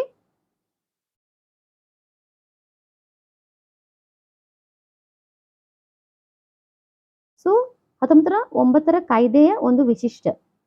ಸೊ ಇದು ಕೇಂದ್ರ ಮತ್ತು ಪ್ರಾಂತೀಯ ಲೆಜಿಸ್ಲೇಟಿವ್ ಕೌನ್ಸಿಲ್ಗಳ ಗಾತ್ರವನ್ನು ಗಣನೀಯವಾಗಿ ಹೆಚ್ಚಿಸಿತು. ಕೇಂದ್ರ ಮಂಡಳಿಯಲ್ಲಿ ಅವರ ಸಂಖ್ಯೆ 16ರಿಂದ 60ಕ್ಕೆ ಏರಿತು. ಪ್ರಾಂತೀಯ ಶಾಸಕಾಂಗ ಮಂಡಳಿಗಳಲ್ಲಿ ಅವರ ಸಂಖ್ಯೆ ಸಮಾನವಾಗಿರಲಿಲ್ಲ. ಓಕೆ, ಸೊ ಇದು ಕೇಂದ್ರ ಕೌನ್ಸಿಲ್ಗಳಲ್ಲಿ ಸರ್ಕಾರದ ಬಹುಮತವನ್ನು ಉಳಿಸಿಕೊಂಡಿದೆ. ಆದರೆ ಪ್ರಾಂತೀಯ ಕೌನ್ಸಿಲ್ಗಳಲ್ಲಿ ಬಹುಪಾಲು ಸರ್ಕಾರೇತರ ಸದಸ್ಯರನ್ನು ಅನುಮತಿಸಿತು. ಇದು 2 ಹಂತಗಳಲ್ಲಿ ಲೆಜಿಸ್ಲೇಟಿವ್ ಕೌನ್ಸಿಲ್ಗಳು ಚರ್ಚಾ ಕಾರ್ಯಗಳ ವ್ಯಾಪ್ತಿಯನ್ನು ವಿಸ್ತರಿಸಿತು. ಉದಾಹರಣೆಗೆ ಪೂರಕ ಪ್ರಶ್ನೆಗಳನ್ನು ಕೇಳುವುದು, ಬಜೆಟ್ಗಳಲ್ಲಿ ನಿರ್ಣಯಗಳನ್ನು ಇಡುವುದು ಇತ್ಯಾದಿ. ಇವೆಲ್ಲ ಚರ್ಚಾ ಕಾರ್ಯಗಳನ್ನು ಇವರ ವ್ಯಾಪ್ತಿಯಲ್ಲಿ ಬರುತ್ತೆ. ಓಕೆ, ಇವೆರಡು ಹಂತಗಳಲ್ಲಿ ಲೆಜಿಸ್ಲೇಟಿವ್ ಕೌನ್ಸಿಲ್ಗಳ ಚರ್ಚಾ ಕಾರ್ಯಗಳ ವ್ಯಾಪ್ತಿಯಲ್ಲಿ ಇದು ವಿಸ್ತರಿಸುತ್ತೆ. ಉದಾಹರಣೆ ಯಾವ್ಯಾವ ಅಂತಂದ್ರೆ ಪೂರಕ ಪ್ರಶ್ನೆಗಳನ್ನು ಕೇಳುವುದು ಮತ್ತೆ ಬಜೆಟ್ನಲ್ಲಿ ನಿರ್ಣಯವನ್ನು ಇಡುವುದು. ಇದೆಲ್ಲ ಇವರ ಒಂದು ವ್ಯಾಪ್ತಿಯಲ್ಲಿ ವಿಸ್ತರಿಸ್ತಾರೆ. ಓಕೆ, ಇದಾದ ನಂತರ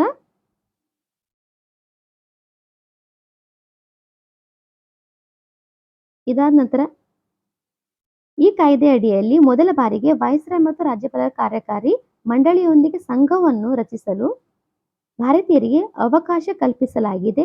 ಸತ್ಯೇಂದ್ರ ಪ್ರಸಾದ್ ಸಿನ್ಹಾ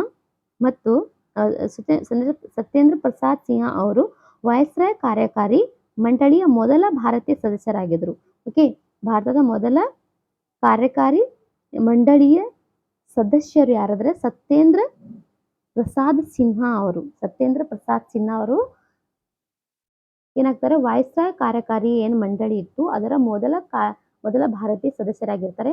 ಅವರು ಕಾನೂನು ಸದಸ್ಯರನ್ನಾಗಿ ಮಾಡಲಾಯಿತು. ಇವರೇನ್ ಮಾಡಲಾಗುತ್ತೆ, ಕಾನೂನು ಸದಸ್ಯರಾಗಿ ಅವರನ್ನ ನೇಮಕ ಮಾಡಲಾಗುತ್ತೆ. ಸೊ ಈ ಕಾಯ್ದೆಯು ಪ್ರತ್ಯೇಕ ಚುನಾವಣೆಗಳ ಆಧಾರದ ಮೇಲೆ ಮುಸ್ಲಿಮರಿಗೆ ಕೋಮು ಪ್ರಾಂತೀಯತೆ ಕೋಮು ಪ್ರಾತಿನಿಧ್ಯವನ್ನು ಒದಗಿಸಿತು. ಕೋಮು ಪ್ರಾತಿನಿಧ್ಯ ಅಂದ್ರೆ ಜಾತಿ ಆಧಾರದ ಮೇಲೆ ಈ ಕಾಯ್ದೆಯು ಪ್ರತ್ಯೇಕ ಚುನಾವಣೆಗಳ ಆಧಾರದ ಮೇಲೆ ಮುಸ್ಲಿಮರಿಗೆ ಕೋಮು ಪ್ರಾತಿನಿಧ್ಯವನ್ನು ಒದಗಿಸಿದೆ. ಇದರ ಅಡಿಯಲ್ಲಿ ಮುಸ್ಲಿಂ ಮತದಾರರು ಮತ್ತು ಮುಸ್ಲಿಂ ಸದಸ್ಯರನ್ನು ಆಯ್ಕೆ ಮಾಡಬಹುದು. ಹೀಗಾಗಿ ಈ ಕಾಯ್ದೆಯು ಕೋಮುವಾದಕ್ಕೆ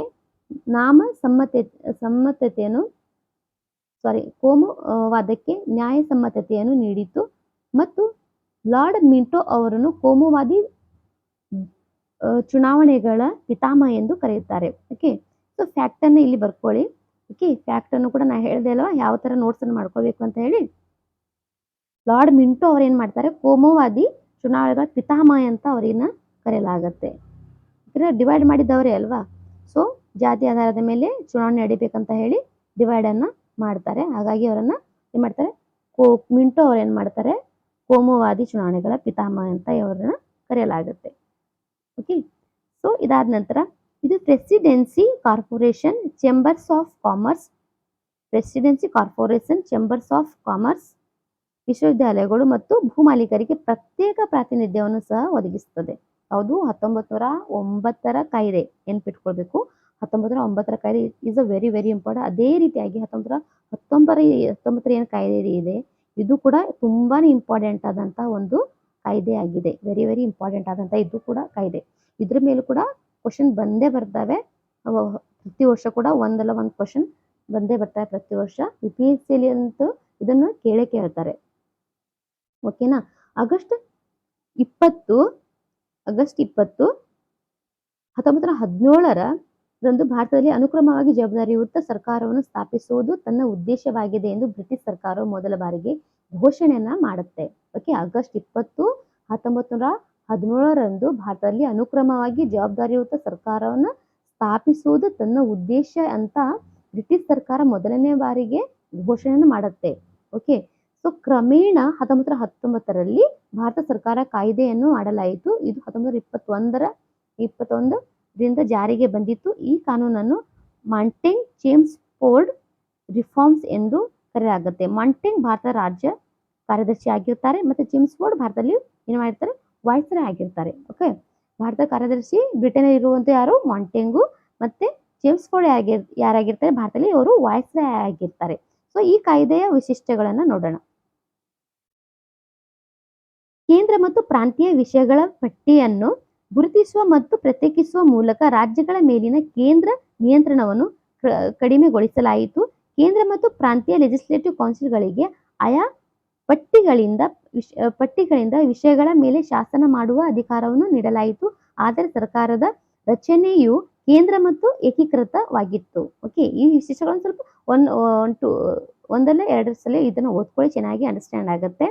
ಸೊ ಇದರಲ್ಲಿ ಏನು ಕೊಟ್ಟಿಲ್ಲ, ಬಟ್ ಅದರ ವಿಶಿಷ್ಟವನ್ನು ಅದನ್ನು ಕೊಟ್ಟಿದ್ದಾರೆ. ಓಕೆ, ಸೊ ಇದು ಮತ್ತೊಮ್ಮೆ ಪ್ರಾಂತೀಯ ವಿಷಯವನ್ನು ಎರಡು ಭಾಗಗಳಾಗಿ ವಿಂಗಡಿಸಿತು, ವರ್ಗಾವಣೆ ಮತ್ತು ಕಾಯ್ದಿರಿಸಲಾಗಿದೆ. ರಾಜ್ಯಪಾಲರು ವರ್ಗಾವಣೆಗೊಂಡ ವಿಷಯಗಳ ಮೇಲೆ ನಿಯಂತ್ರಣ ಹೊಂದಿದರು ಮತ್ತು ಈ ಕೆಲಸದಲ್ಲಿ ಅವರು ವಿಧಾನ ಪರಿಷತ್ತಿಗೆ ಜವಾಬ್ದಾರಿಯಾಗಿರುವ ಮಂತ್ರಿಗಳ ಸಹಾಯವನ್ನು ಪಡೆದರು. ಮತ್ತೊಂದೆಡೆ ಕಾಯ್ದಿರಿಸಿದ ವಿಷಯಗಳನ್ನು ರಾಜ್ಯಪಾಲರು ಕಾರ್ಯಕಾರಿ ಮಂಡಳಿಯ ಸಹಾಯದಿಂದ ಆಳ್ವಿಕೆ ನಡೆಸುತ್ತಿದ್ದರು. ಅದು ವಿಧಾನ ಪರಿಷತ್ತಿಗೆ ಜವಾಬ್ದಾರಿಯಾಗಿರಲಿಲ್ಲ. ಈ ದ್ವಂದ್ವ ಆಡಳಿತ ವ್ಯವಸ್ಥೆಯನ್ನು ಡೈಯಾರ್ಕಿ ಎಂದು ಹೆಸರಿಸಲಾಗಿತ್ತು. ಇದನ್ನ ಏನು ಹೆಸರಿಸಲಾಗುತ್ತೆ, ಡೈಯಾರ್ಕಿ ಅಂತ ಇದನ್ನ ಹೆಸರಿಡಲಾಗುತ್ತೆ. ಗ್ರೀಕ್ ಪದ ಡೈಯಾರ್ಕಿ ಇಂದ ಬಂದಿದೆ. ಗ್ರೀಕ್ ಪದ, ಈ ಡೈಯಾರ್ಕಿ ಅನ್ನುವಂಥ ಪದ ಗ್ರೀಕ್ ಪದದಿಂದ ಬಂದಿದೆ. ಆದಾಗ್ಯೂ ಈ ವ್ಯವಸ್ಥೆಯು ಹೆಚ್ಚಾಗಿ ವಿಫಲವಾಯಿತು. ಈ ವ್ಯವಸ್ಥೆನ ಡೈಯಾರ್ಕಿ ವ್ಯವಸ್ಥೆ ಏನಾಗಿತ್ತು, ಇದು ಹೆಚ್ಚಾಗಿ ಏನಾಗುತ್ತೆ, ವಿಫಲ ಆಗಿ ಉಳಿತದೆ.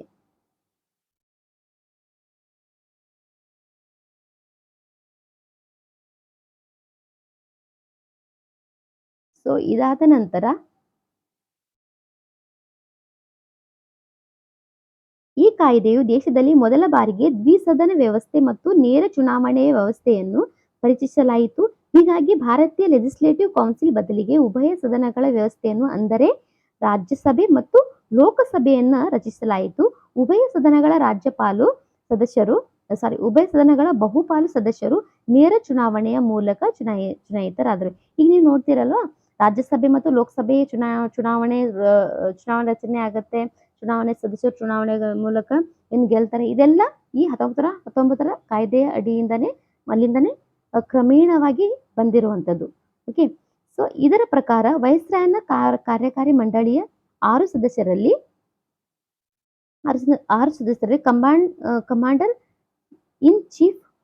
ಕಮಾಂಡರ್ ಇನ್ ಚೀಫ್ ಹೊರತುಪಡಿಸಿ 3 ಸದಸ್ಯರು ಭಾರತೀಯರಾಗಿರ್ಬೇಕಿತ್ತು. ಓಕೆ, 3 ಸದಸ್ಯರಾಗಿರ್ಬೇಕು, ಆಗಿರಬೇಕು.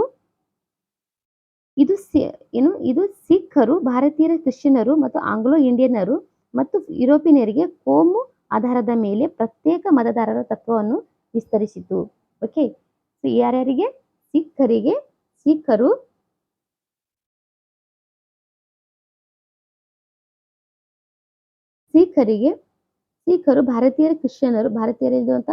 ಭಾರತದಲ್ಲಿರುವಂತಹ ಕ್ರಿಶ್ಚಿಯನ್ನರು, ಆಂಗ್ಲೋ ಇಂಡಿಯನ್ನರು ಮತ್ತು ಯುರೋಪಿಯನ್ನರಿಗೆ ಕೋಮುದ ಆಧಾರದ ಮೇಲೆ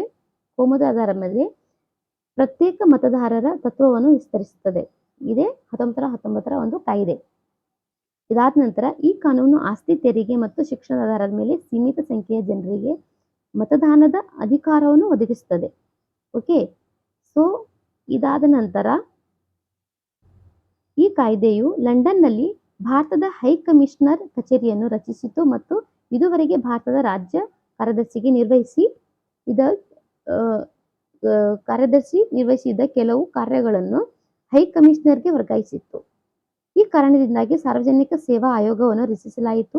ಆದ್ದರಿಂದ 1926ರಲ್ಲಿ ನಾಗರಿಕ ಸೇವಕರ ನೇಮಕಾತಿಗಾಗಿ ಕೇಂದ್ರ ಲೋಕಸೇವಾ ಆಯೋಗವನ್ನು ರಚಿಸಲಾಯಿತು.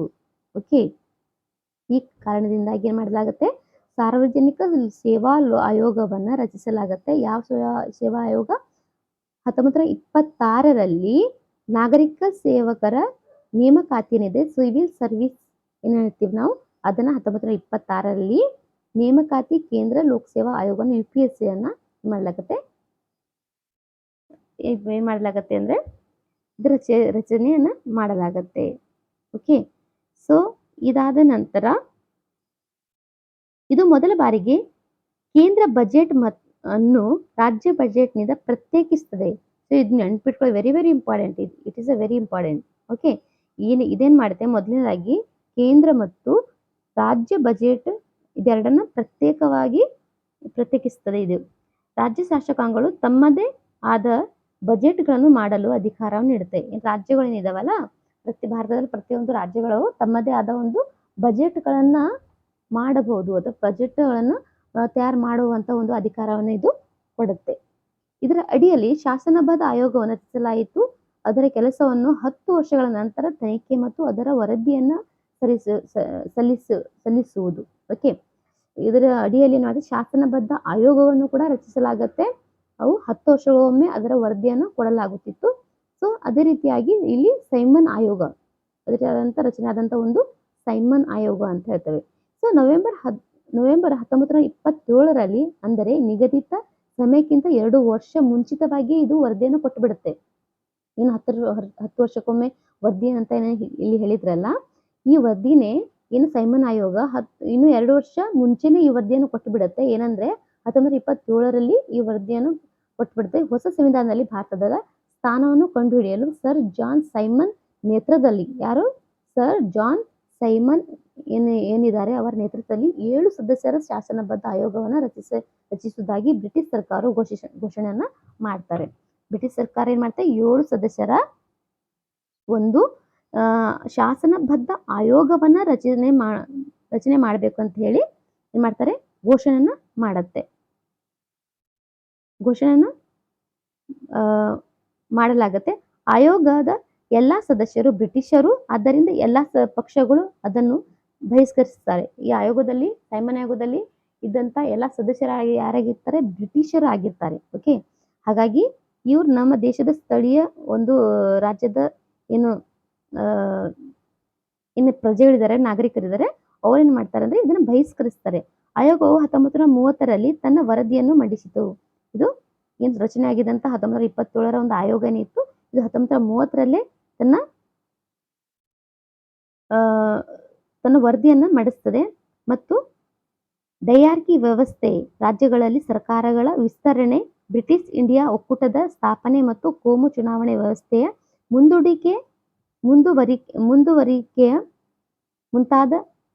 ಮುಂದುವರಿಕೆಯ ಮುಂತಾದ ಶಿಫಾರಸುಗಳನ್ನು ಮಾಡಿತ್ತು. ಈ ಶಿಫಾರಸುಗಳನ್ನು ಕೊಡುತ್ತೆ. ಡಯಾರ್ಕಿ ವ್ಯವಸ್ಥೆ, ರಾಜ್ಯ ಸರ್ಕಾರಗಳ ವಿಸ್ತರಣೆ, ಬ್ರಿಟಿಷ್ ಈಸ್ಟ್ ಇಂಡಿಯಾ ಒಕ್ಕೂಟ ಸ್ಥಾಪನೆ ಮತ್ತು ಕೋಮು ಚುನಾವಣೆ ವ್ಯವಸ್ಥೆಯ ಮುಂದುವರಿಕೆ ಮುಂತಾದ ಶಿಫಾರಸುಗಳನ್ನು ಇದು ಕೊಡುತ್ತೆ. ಯಾವುದು? ಸೈಮನ್ ಆಯೋಗ.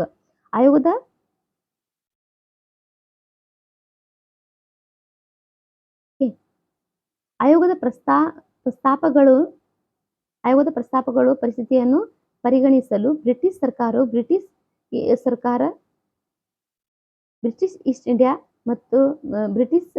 ಇಂಡಿಯಾ ಮತ್ತು ಭಾರತೀಯ ರಾಜಪ್ರಭುತ್ವದ ರಾಜ್ಯಗಳ ಪ್ರತಿನಿಧಿಗಳೊಂದಿಗೆ 3 ದುಂಡು ಮೇಜಿನ ಸಮ್ಮೇಳನಗಳನ್ನು ನಡೆಸಿತು. ಈ ಸಮ್ಮೇಳನಗಳಲ್ಲಿ ನಡೆದ ಚರ್ಚೆಗಳ ಆಧಾರದ ಮೇಲೆ ಸಾಂವಿಧಾನಿಕ ಸುಧಾರಣೆಗಳ ಕುರಿತಾದ ಶ್ವೇತಪತ್ರವನ್ನು ಸಿದ್ಧಪಡಿಸಲಾಯಿತು. ಅದನ್ನು ಪರಿಗಣಿಸಲು ಬ್ರಿಟಿಷ್ ಸಂಸತ್ತಿನ ಜಂಟಿ ಆಯ್ಕೆ ಸಮಿತಿ ಮುಂದೆ ಇಡಲಾಯಿತು. ಈ ಸಮಿತಿಯ ಶಿಫಾರಸುಗಳನ್ನು ಕೆಲವು ತಿದ್ದುಪಡಿಗಳೊಂದಿಗೆ ಇಂಡಿಯನ್ ಕೌನ್ಸಿಲ್ ಆಕ್ಟ್ 1935 ಅಲ್ಲಿ ಅಳವಡಿಸಲಾಗಿದೆ. ಓಕೆ, 1935 ಏನು ಆಕ್ಟ್ ಇದೆ, ಇಂಡಿಯನ್ ಕೌನ್ಸಿಲ್ ಆಕ್ಟ್ ಇದೆ, ಅದರಲ್ಲಿ ಈ ಸಮಿತಿಯ ಶಿಫಾರಸು ಏನಿದೆ ಅಂದ್ರೆ ಸೈಮನ್ ಆಯೋಗದ ಒಂದು ಸಮಿತಿ ಏನಿದೆ, ಜಂಟಿ ಸಮಿತಿಯನ್ನು ಮಾಡಿದ್ರಲ್ಲ, ಬ್ರಿಟಿಷ್ ಸಂಸತ್ತಿನ ಜಂಟಿ ಆಯ್ಕೆ ಸಮಿತಿಯನ್ನು ಮಾಡಿದ್ರ, ಆ ಸಮಿತಿಯ ಒಂದು ಶಿಫಾರಸನ್ನ 1935 ಇನ್ನು ಇಂಡಿಯನ್ ಕೌನ್ಸಿಲ್ ಆಕ್ಟ್ ಅಲ್ಲಿ ಇದನ್ನ ಅಳವಡಿಸಲಾಗುತ್ತೆ. ಸೊ ಕೋಮು ಪ್ರಶಸ್ತಿಯಾಗಿ ಏನು ಕೋಮು ಪ್ರಶಸ್ತಿ ಅಂದ್ರೆ, ಬ್ರಿಟಿಷ್ ಪ್ರಧಾನಮಂತ್ರಿ ರಾಮ್ಸೆ ಮ್ಯಾಕ್ಡೊನಾಲ್ಡ್ ಅವರು ಆಗಸ್ಟ್ 1932ರಲ್ಲಿ ಅಲ್ಪಸಂಖ್ಯಾತರ ಪ್ರಾತಿನಿಧ್ಯದ ಯೋಜನೆಯನ್ನು ಘೋಷಿಸಿದರು. ಅಲ್ಪಸಂಖ್ಯಾತರಿಗೂ ಒಂದು ಪ್ರಾತಿನಿಧ್ಯ ಇದೆ ಅಂತ ಅವರ ಒಂದು ಘೋಷಣೆಯನ್ನು ಮಾಡ್ತಾರೆ. ಅವರು ಕೂಡ ಒಂದು ಘೋಷಣೆ ಮಾಡ್ತಾರೆ. ಇದನ್ನು ಕಮ್ಯುನಲ್ ಅವಾರ್ಡ್ ಅಥವಾ ಕಮ್ಯುನಲ್ ಅವಾರ್ಡ್ ಎಂದು ಕರೆಯಲಾಗುತ್ತದೆ. ಇದನ್ನ ಏನು ಕರೀತಾರೆ? ಕಮ್ಯುನಲ್ ಅವಾರ್ಡ್ ಅಂತ ಕರೀತಾರೆ. ಪ್ರಶಸ್ತಿಯು ಮುಸ್ಲಿಮರು, ಸಿಖ್ಖರು, ಕ್ರಿಶ್ಚಿಯನ್ನರು, ಯುರೋಪಿಯನ್ನರು ಮತ್ತು ಆಂಗ್ಲೋ ಇಂಡಿಯನ್ರಿಗೆ ಪ್ರತ್ಯೇಕ ಮತದಾರರನ್ನು ವಿಸ್ತರಿಸಿತು. ಈ ಪ್ರಶಸ್ತಿಯನ್ನು ಮಾಡ್ತಾರೆ. ಇವರೆಲ್ಲರಿಗೂ ಏನು ಮಾಡುತ್ತೆ? ಪ್ರತ್ಯೇಕ ಮತದಾರನಾಗಿ ಇವರನ್ನ ವಿಸ್ತರಿಸುತ್ತದೆ. ಓಕೆ,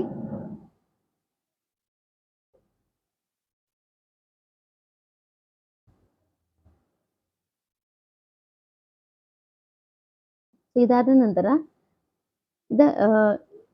ಮಾತ್ರವಲ್ಲ, ದಲಿತರಿಗೂ ವಿಸ್ತರಿಸಿತು. ದಲಿತರಿಗೆ ಪ್ರತ್ಯೇಕ ಚುನಾವಣಾ ವ್ಯವಸ್ಥೆಯಿಂದ ಗಾಂಧಿ ತೀವ್ರವಾಗಿ ನೊಂದುಕೊಳ್ತಾರೆ. ಸೊ ಇದೇ ಅದು ಏನು ಅಂದ್ರೆ, ದುಂಡು ಮೇಜಿನಲ್ಲಿ ಅಂಬೇಡ್ಕರ್ ಏನ್ ಮಾಡ್ತಾರೆ ಅಂದ್ರೆ ಒಂದು ಪ್ರಸ್ತಾವನೆ ಇಡ್ತಾರೆ. ಡಾಕ್ಟರ್ BR ಅಂಬೇಡ್ಕರ್ ಅವರು ಒಂದು ಪ್ರಸ್ತಾವನೆ ಇಡ್ತಾರೆ. ಏನಂದ್ರೆ, ದಲಿತರಿಗೂ ಒಂದು ಪ್ರತ್ಯೇಕ ಚುನಾವಣಾ ವ್ಯವಸ್ಥೆಯನ್ನ ಇರ್ಬೇಕು, ದಲಿತರಿಗೂ ಪ್ರತ್ಯೇಕ ಚುನಾವಣಾ ವ್ಯವಸ್ಥೆಯನ್ನ ಮಾಡ್ಕೊಡ್ಬೇಕು ಅಂತ ಅವರು ಒಂದು ಪ್ರಸ್ತಾವನೆ ಇಡ್ತಾರೆ.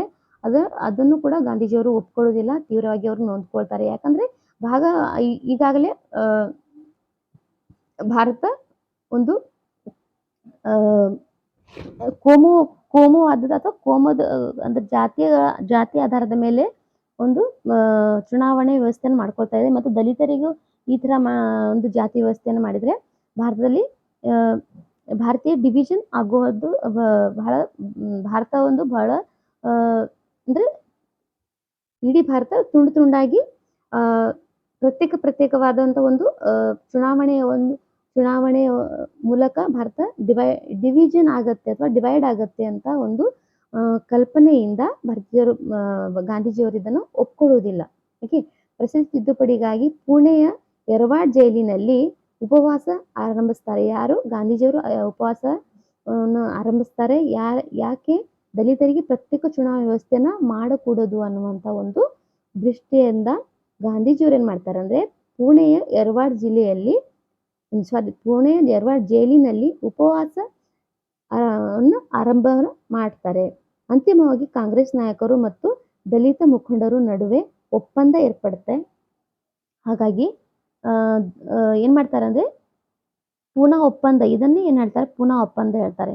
ಸೊ ಗಾಂಧೀಜಿಯವರು ಹಠ ಹಿಡಿದ್ಬಿಡ್ತಾರೆ ಏನಂತ, ದಲಿತರಿಗೆ ಪ್ರತ್ಯೇಕ ಚುನಾವಣಾ ವ್ಯವಸ್ಥೆಯನ್ನ ಮಾಡಿಕೊಡೋದು ಅಂತ, ವಿಸ್ತರಿಸಿಕೊಡೋದು ಅಂತ ಅವರಿಗೆ ಅವ್ರ ಹಠವನ್ನ ಹಿಡಿದು ಬಿಡ್ತಾರೆ.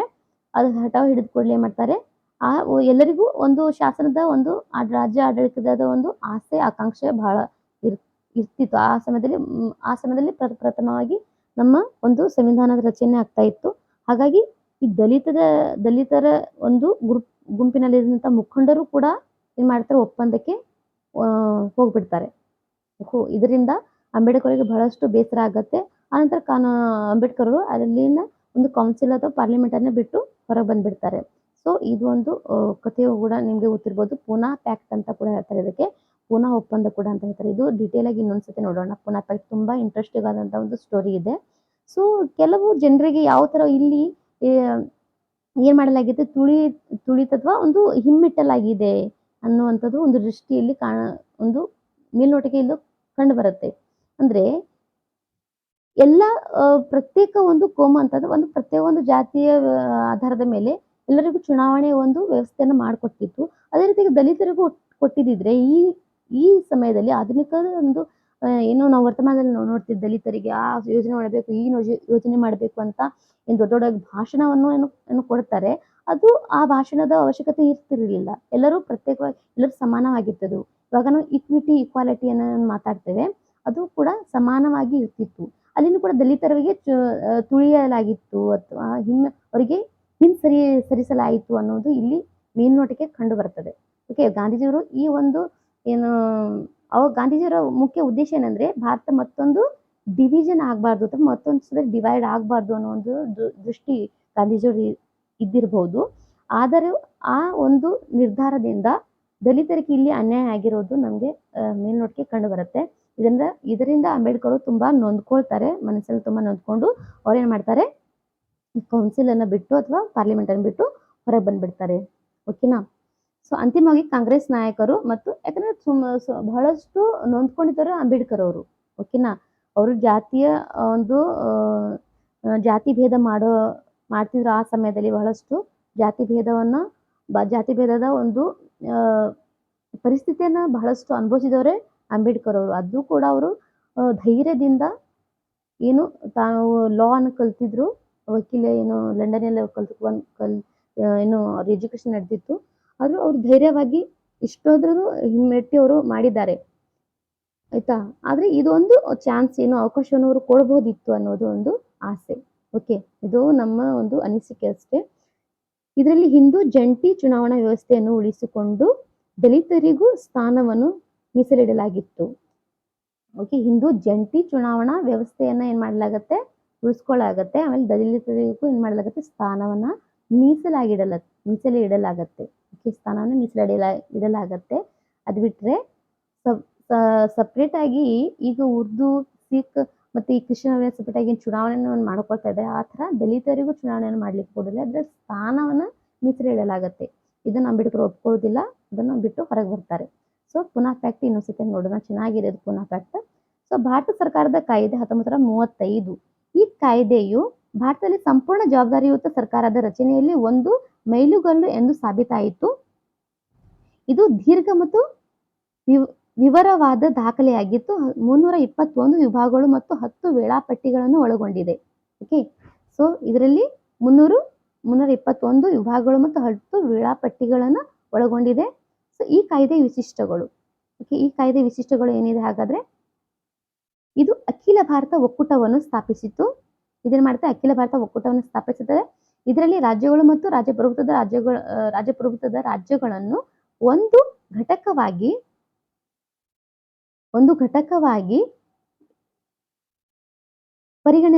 ಪರಿಗಣಿಸಲಾಗತ್ತೆ. ಕಾಯ್ದೆಯು ಕೇಂದ್ರ ಮತ್ತು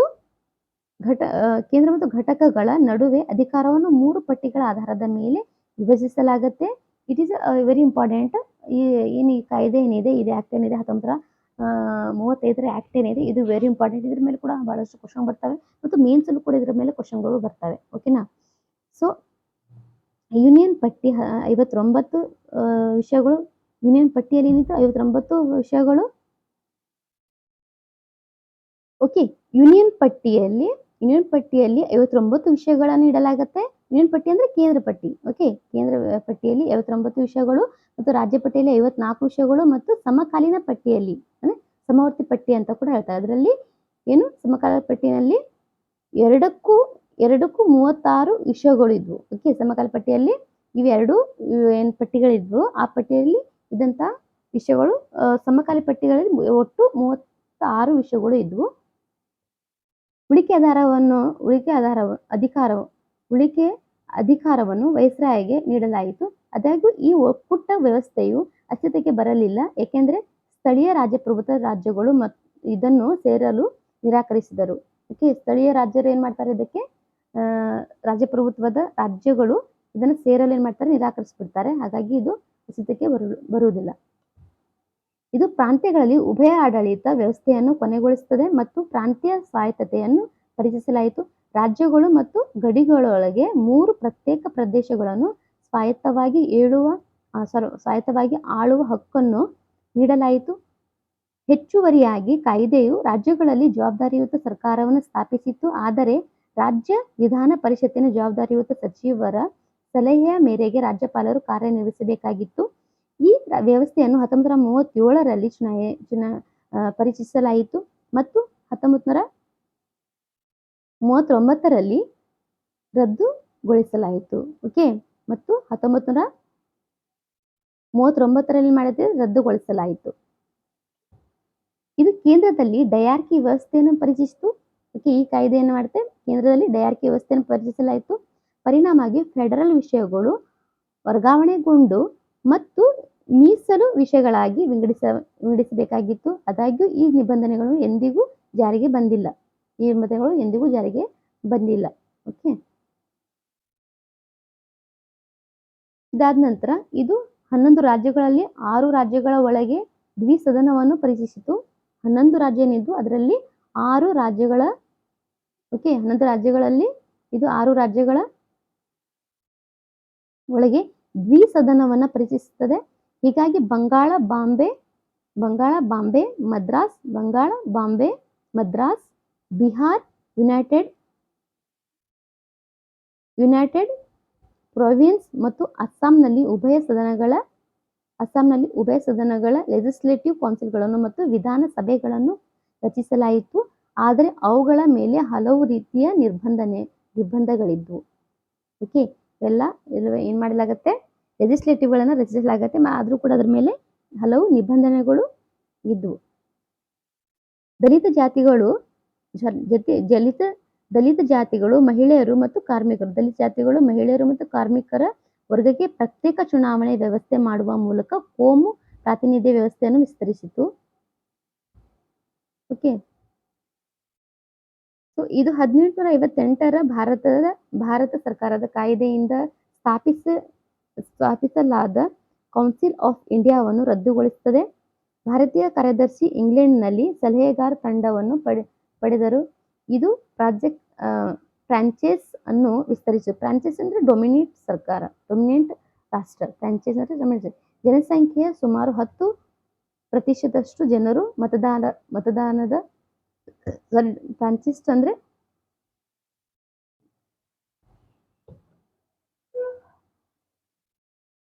ಫ್ರಾಂಚೈಸ್ ಅನ್ನು ರಚಿಸಿತು. ಜನಸಂಖ್ಯೆಯ ಸುಮಾರು 10% ಜನರು ಮತದಾನದ ಹಕ್ಕನ್ನು ಪಡೆದಿದ್ದರು. ಅದರ ಅಡಿಯಲ್ಲಿ ದೇಶದ ಕರೆನ್ಸಿ ಮತ್ತು ಕ್ರೆಡಿಟ್ ಅನ್ನು ನಿಯಂತ್ರಿಸುವ ಭಾರತೀಯ ರಿಸರ್ವ್ ಬ್ಯಾಂಕ್ ಅನ್ನು ಸ್ಥಾಪಿಸಲಾಯಿತು. ಸೊ 1935ರ ಒಂದು ಏನು ಕಾಯ್ದೆ ಇದೆ, ಆ ಕಾಯ್ದೆಯ ಅಡಿಯಲ್ಲೇ ಏನ್ ಮಾಡಲಾಗುತ್ತೆ, ಇದು ಕರೆನ್ಸಿ ಮತ್ತು ಕ್ರೆಡಿಟ್ ನಿಯಂತ್ರಿಸಲು ಭಾರತೀಯ ರಿಸರ್ವ್ ಬ್ಯಾಂಕ್ ಅನ್ನು ಸ್ಥಾಪಿಸಲಾಗುತ್ತೆ. ಸೊ ಇದು ಫೆಡರಲ್ ಪಬ್ಲಿಕ್ ಸರ್ವಿಸ್ ಕಮಿಷನ್ ಮಾತ್ರವಲ್ಲದೆ ಪ್ರಾಂತೀಯ ಸೇವಾ ಆಯೋಗ ಮತ್ತು ಎರಡು ಅಥವಾ ಹೆಚ್ಚಿನ ರಾಜ್ಯಗಳಿಗೆ ಜಂಟಿ ಸೇವಾ ಆಯೋಗವನ್ನು ಸ್ಥಾಪಿಸುತ್ತದೆ. ಏನಂದ್ರೆ ಫೆಡರಲ್ ಪಬ್ಲಿಕ್ ಸರ್ವಿಸ್ ಕಮಿಷನ್ ಅದನ್ನು ಕೂಡ ನಿರ್ಮಿಸ್ತದೆ. ಅದಲ್ಲದೆ ಪ್ರಾಂತೀಯ ಸೇವಾ ಆಯೋಗವನ್ನು ನಿರ್ಮಿಸ್ತದೆ. ಅದಲ್ಲದೆ ರಾಜ್ಯಗಳಿಗೆ ಜಂಟಿ ಸೇವಾ ಆಯೋಗವನ್ನು ಕೂಡ ಇದು ಸ್ಥಾಪನೆಯನ್ನ ಮಾಡುತ್ತೆ.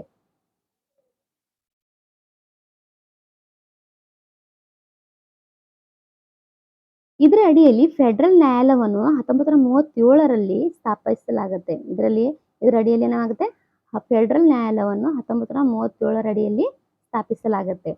ಸೊ ಭಾರತೀಯ ಸ್ವಾತಂತ್ರ್ಯ ಕಾಯ್ದೆ 1947. ಸೊ ಇದು ಆನಂತರ ಬರುವಂಥ ಕಾಯ್ದೆ ಭಾರತೀಯ ಸ್ವಾತಂತ್ರ್ಯ ಕಾಯ್ದೆ. ಓಕೆ, 1947. ಸೊ ಫೆಬ್ರವರಿ 20, 1947ರಂದು ಬ್ರಿಟಿಷ್ ಪ್ರಧಾನಿ ಕ್ಲೆಮೆಂಟ್ ಆಟ್ಲಿ ಭಾರತದಲ್ಲಿ ಬ್ರಿಟಿಷ್ ಆಳ್ವಿಕೆಯು ಜೂನ್ 30, 1947ರಂದು ಕೊನೆಗೊಳ್ಳುತ್ತದೆ.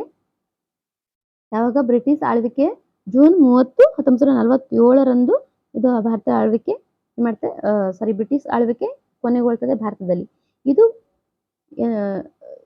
ಇದಾದ ಬಳಿಕ ಜವಾಬ್ದಾರಿಯುತ ಭಾರತೀಯರ ಕೈಗೆ ಅಧಿಕಾರ ಹಸ್ತಾಂತರಿಸಲಾಗುವುದು. ಮುಸ್ಲಿಂ ಲೀಗ್ ಈ ಘೋಷಣೆಯ ಬಗ್ಗೆ ಆಕ್ರೋಶ ವ್ಯಕ್ತಪಡಿಸಿತು ಮತ್ತು ಭಾರತದ ವಿಭಜನೆಯ ಬಗ್ಗೆ ಮಾತನಾಡಿತು. ಜೂನ್ 3, 1947ರಂದು ಮತ್ತೆ ಬ್ರಿಟಿಷ್ ಸರ್ಕಾರ 1946ರಲ್ಲಿ ರಚನೆಯಾದ ಸಂವಿಧಾನ ಸಭೆಯ ರಚಿಸಿದ ಸಂವಿಧಾನವು ಅದನ್ನು ಅಂಗೀಕರಿಸಿದ ಪ್ರದೇಶಗಳಲ್ಲಿ ಅನ್ವಯಿಸುವುದಿಲ್ಲ ಎಂದು ಬಾಂಟ್ಯಾ ಸ್ಪಷ್ಟಪಡಿಸಿತು. ಅದೇ ದಿನ ಜೂನ್ 3, 1947ರಂದು ವೈಸ್ರಾಯ್ ಲಾರ್ಡ್ ಮೌಂಟ್ ಬ್ಯಾಟನ್ ವಿಭಜನೆ ಯೋಜನೆಯನ್ನು ಮಂಡಿಸಿತು. ಅದನ್ನು ಮೌಂಟ್ ಬ್ಯಾಟನ್ ಯೋಜನೆ ಎಂದು ಕರೆಯಲಾಗುತ್ತದೆ. ಈ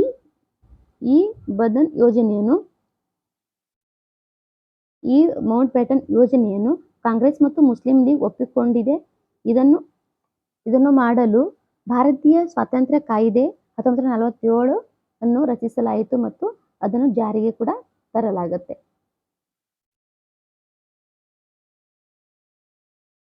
ಓಕೆ, ಸೊ 1947 ಕಾಯ್ದೆಯ ಒಂದು ವಿಶಿಷ್ಟಗಳು.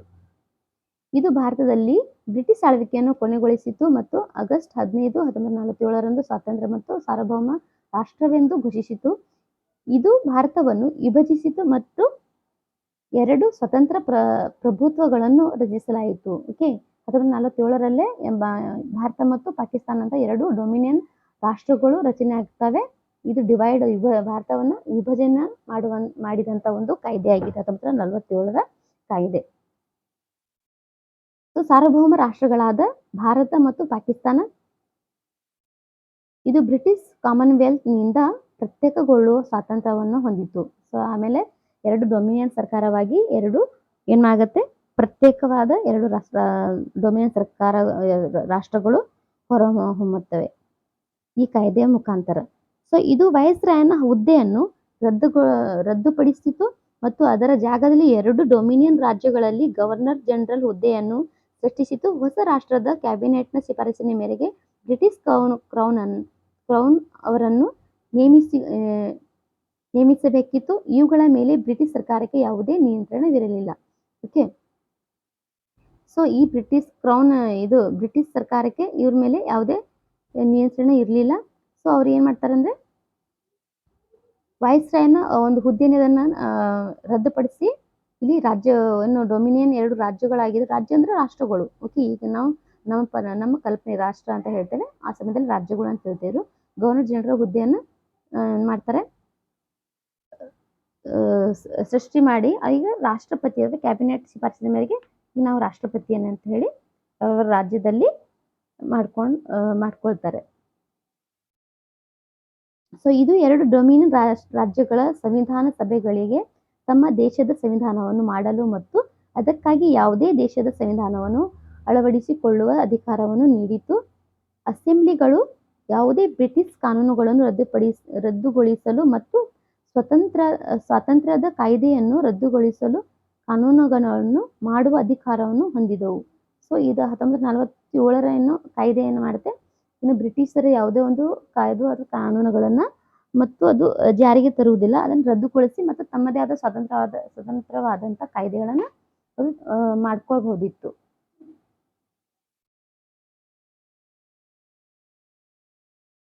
ಇದಾದ ನಂತರ 2 ಡೊಮಿನಿಯನ್ ರಾಜ್ಯಗಳ ಸಾಂವಿಧಾನಿಕ ಅಸೆಂಬ್ಲಿಗಳಿಗೆ ಹೊಸ ಸಂವಿಧಾನವನ್ನು ರಚಿಸುವವರೆಗೆ ಮತ್ತು ಕಾರ್ಯಗತಗೊಳಿಸುವವರೆಗೆ ಅವರು ತಮ್ಮ ಪ್ರಾಂತ್ಯಗಳಿಗೆ ಅಸೆಂಬ್ಲಿಗಳನ್ನು ರಚಿಸಬಹುದು ಎಂದು ಅಧಿಕಾರವನ್ನು ನೀಡಿತು.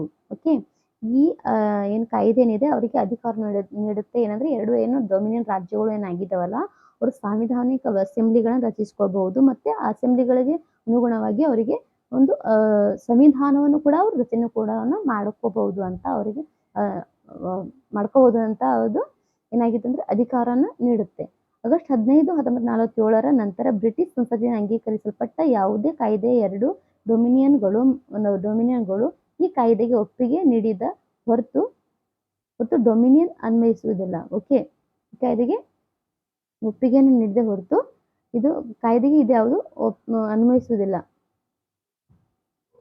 ಸೊ ಈ ಕಾನೂನು ಬ್ರಿಟನ್ನಲ್ಲಿ ಭಾರತದ ಕಾರ್ಯದರ್ಶಿ ಹುದ್ದೆಯನ್ನು ರದ್ದುಗೊಳಿಸಿತು. ಅದರ ಎಲ್ಲ ಅಧಿಕಾರಗಳನ್ನು ಕಾಮನ್ವೆಲ್ತ್ ವ್ಯವಹಾರಗಳ ರಾಜ್ಯ ಕಾರ್ಯದರ್ಶಿಗೆ ವರ್ಗಾಯಿಸಲಾಯಿತು.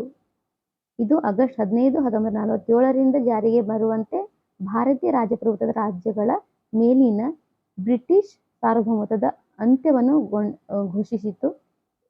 ಏಕಕಾಲದಲ್ಲಿ ಬುಡಕಟ್ಟು ಪ್ರದೇಶದ ವಸಾಹತು ಸಂಬಂಧಗಳಲ್ಲಿ ಬ್ರಿಟಿಷರ ಹಸ್ತಕ್ಷೇಪವು ಕೊನೆಗೊಂಡಿತು.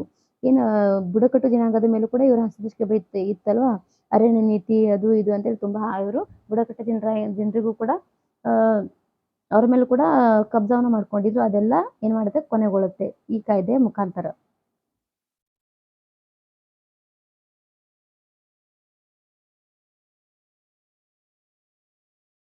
ಇದಾದ ನಂತರ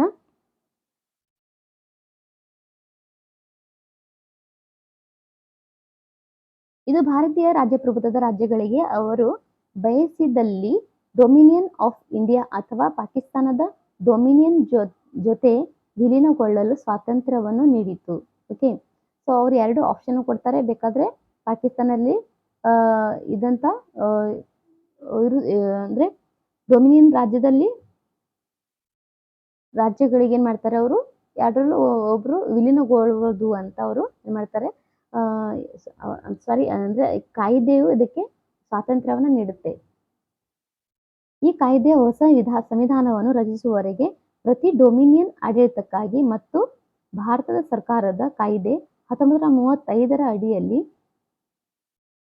ಅವರ ಪ್ರಾಂತೀಯ ಅಸೆಂಬ್ಲಿಗಳ ಆಡಳಿತಕ್ಕಾಗಿ ಒದಗಿಸಿದೆ ವ್ಯವಸ್ಥೆ ಮಾಡಿದೆ. ಆದಾಗ್ಯೂ 2 ಡೊಮಿನಿಯನ್ ರಾಜ್ಯಗಳು ಈ ಕಾನೂನುಗಳನ್ನು ಸುಧಾರಿಸುವ ಹಕ್ಕನ್ನು ಹೊಂದಿದ್ದವು. ಇದು ಬ್ರಿಟಿಷ್ ಆಡಳಿತಗಾರರಿಗೆ ಮಸೂದೆಗಳ ಮೇಲೆ ಮತ ಚಲಾಯಿಸುವ ಮತ್ತು ಅವುಗಳನ್ನು ಅನುಮೋದಿಸುವ ಹಕ್ಕನ್ನು ಕಸಿದುಕೊಂಡಿತು. ಆದರೆ ಬ್ರಿಟಿಷ್ ಆಡಳಿತಗಾರನ ಹೆಸರಿನಲ್ಲಿ ಯಾವುದೇ ಮಸೂದೆಯನ್ನು ಸ್ವೀಕರಿಸುವ ಹಕ್ಕನ್ನು ಗವರ್ನರ್ ಜನರಲ್ ಹೊಂದಿದರು.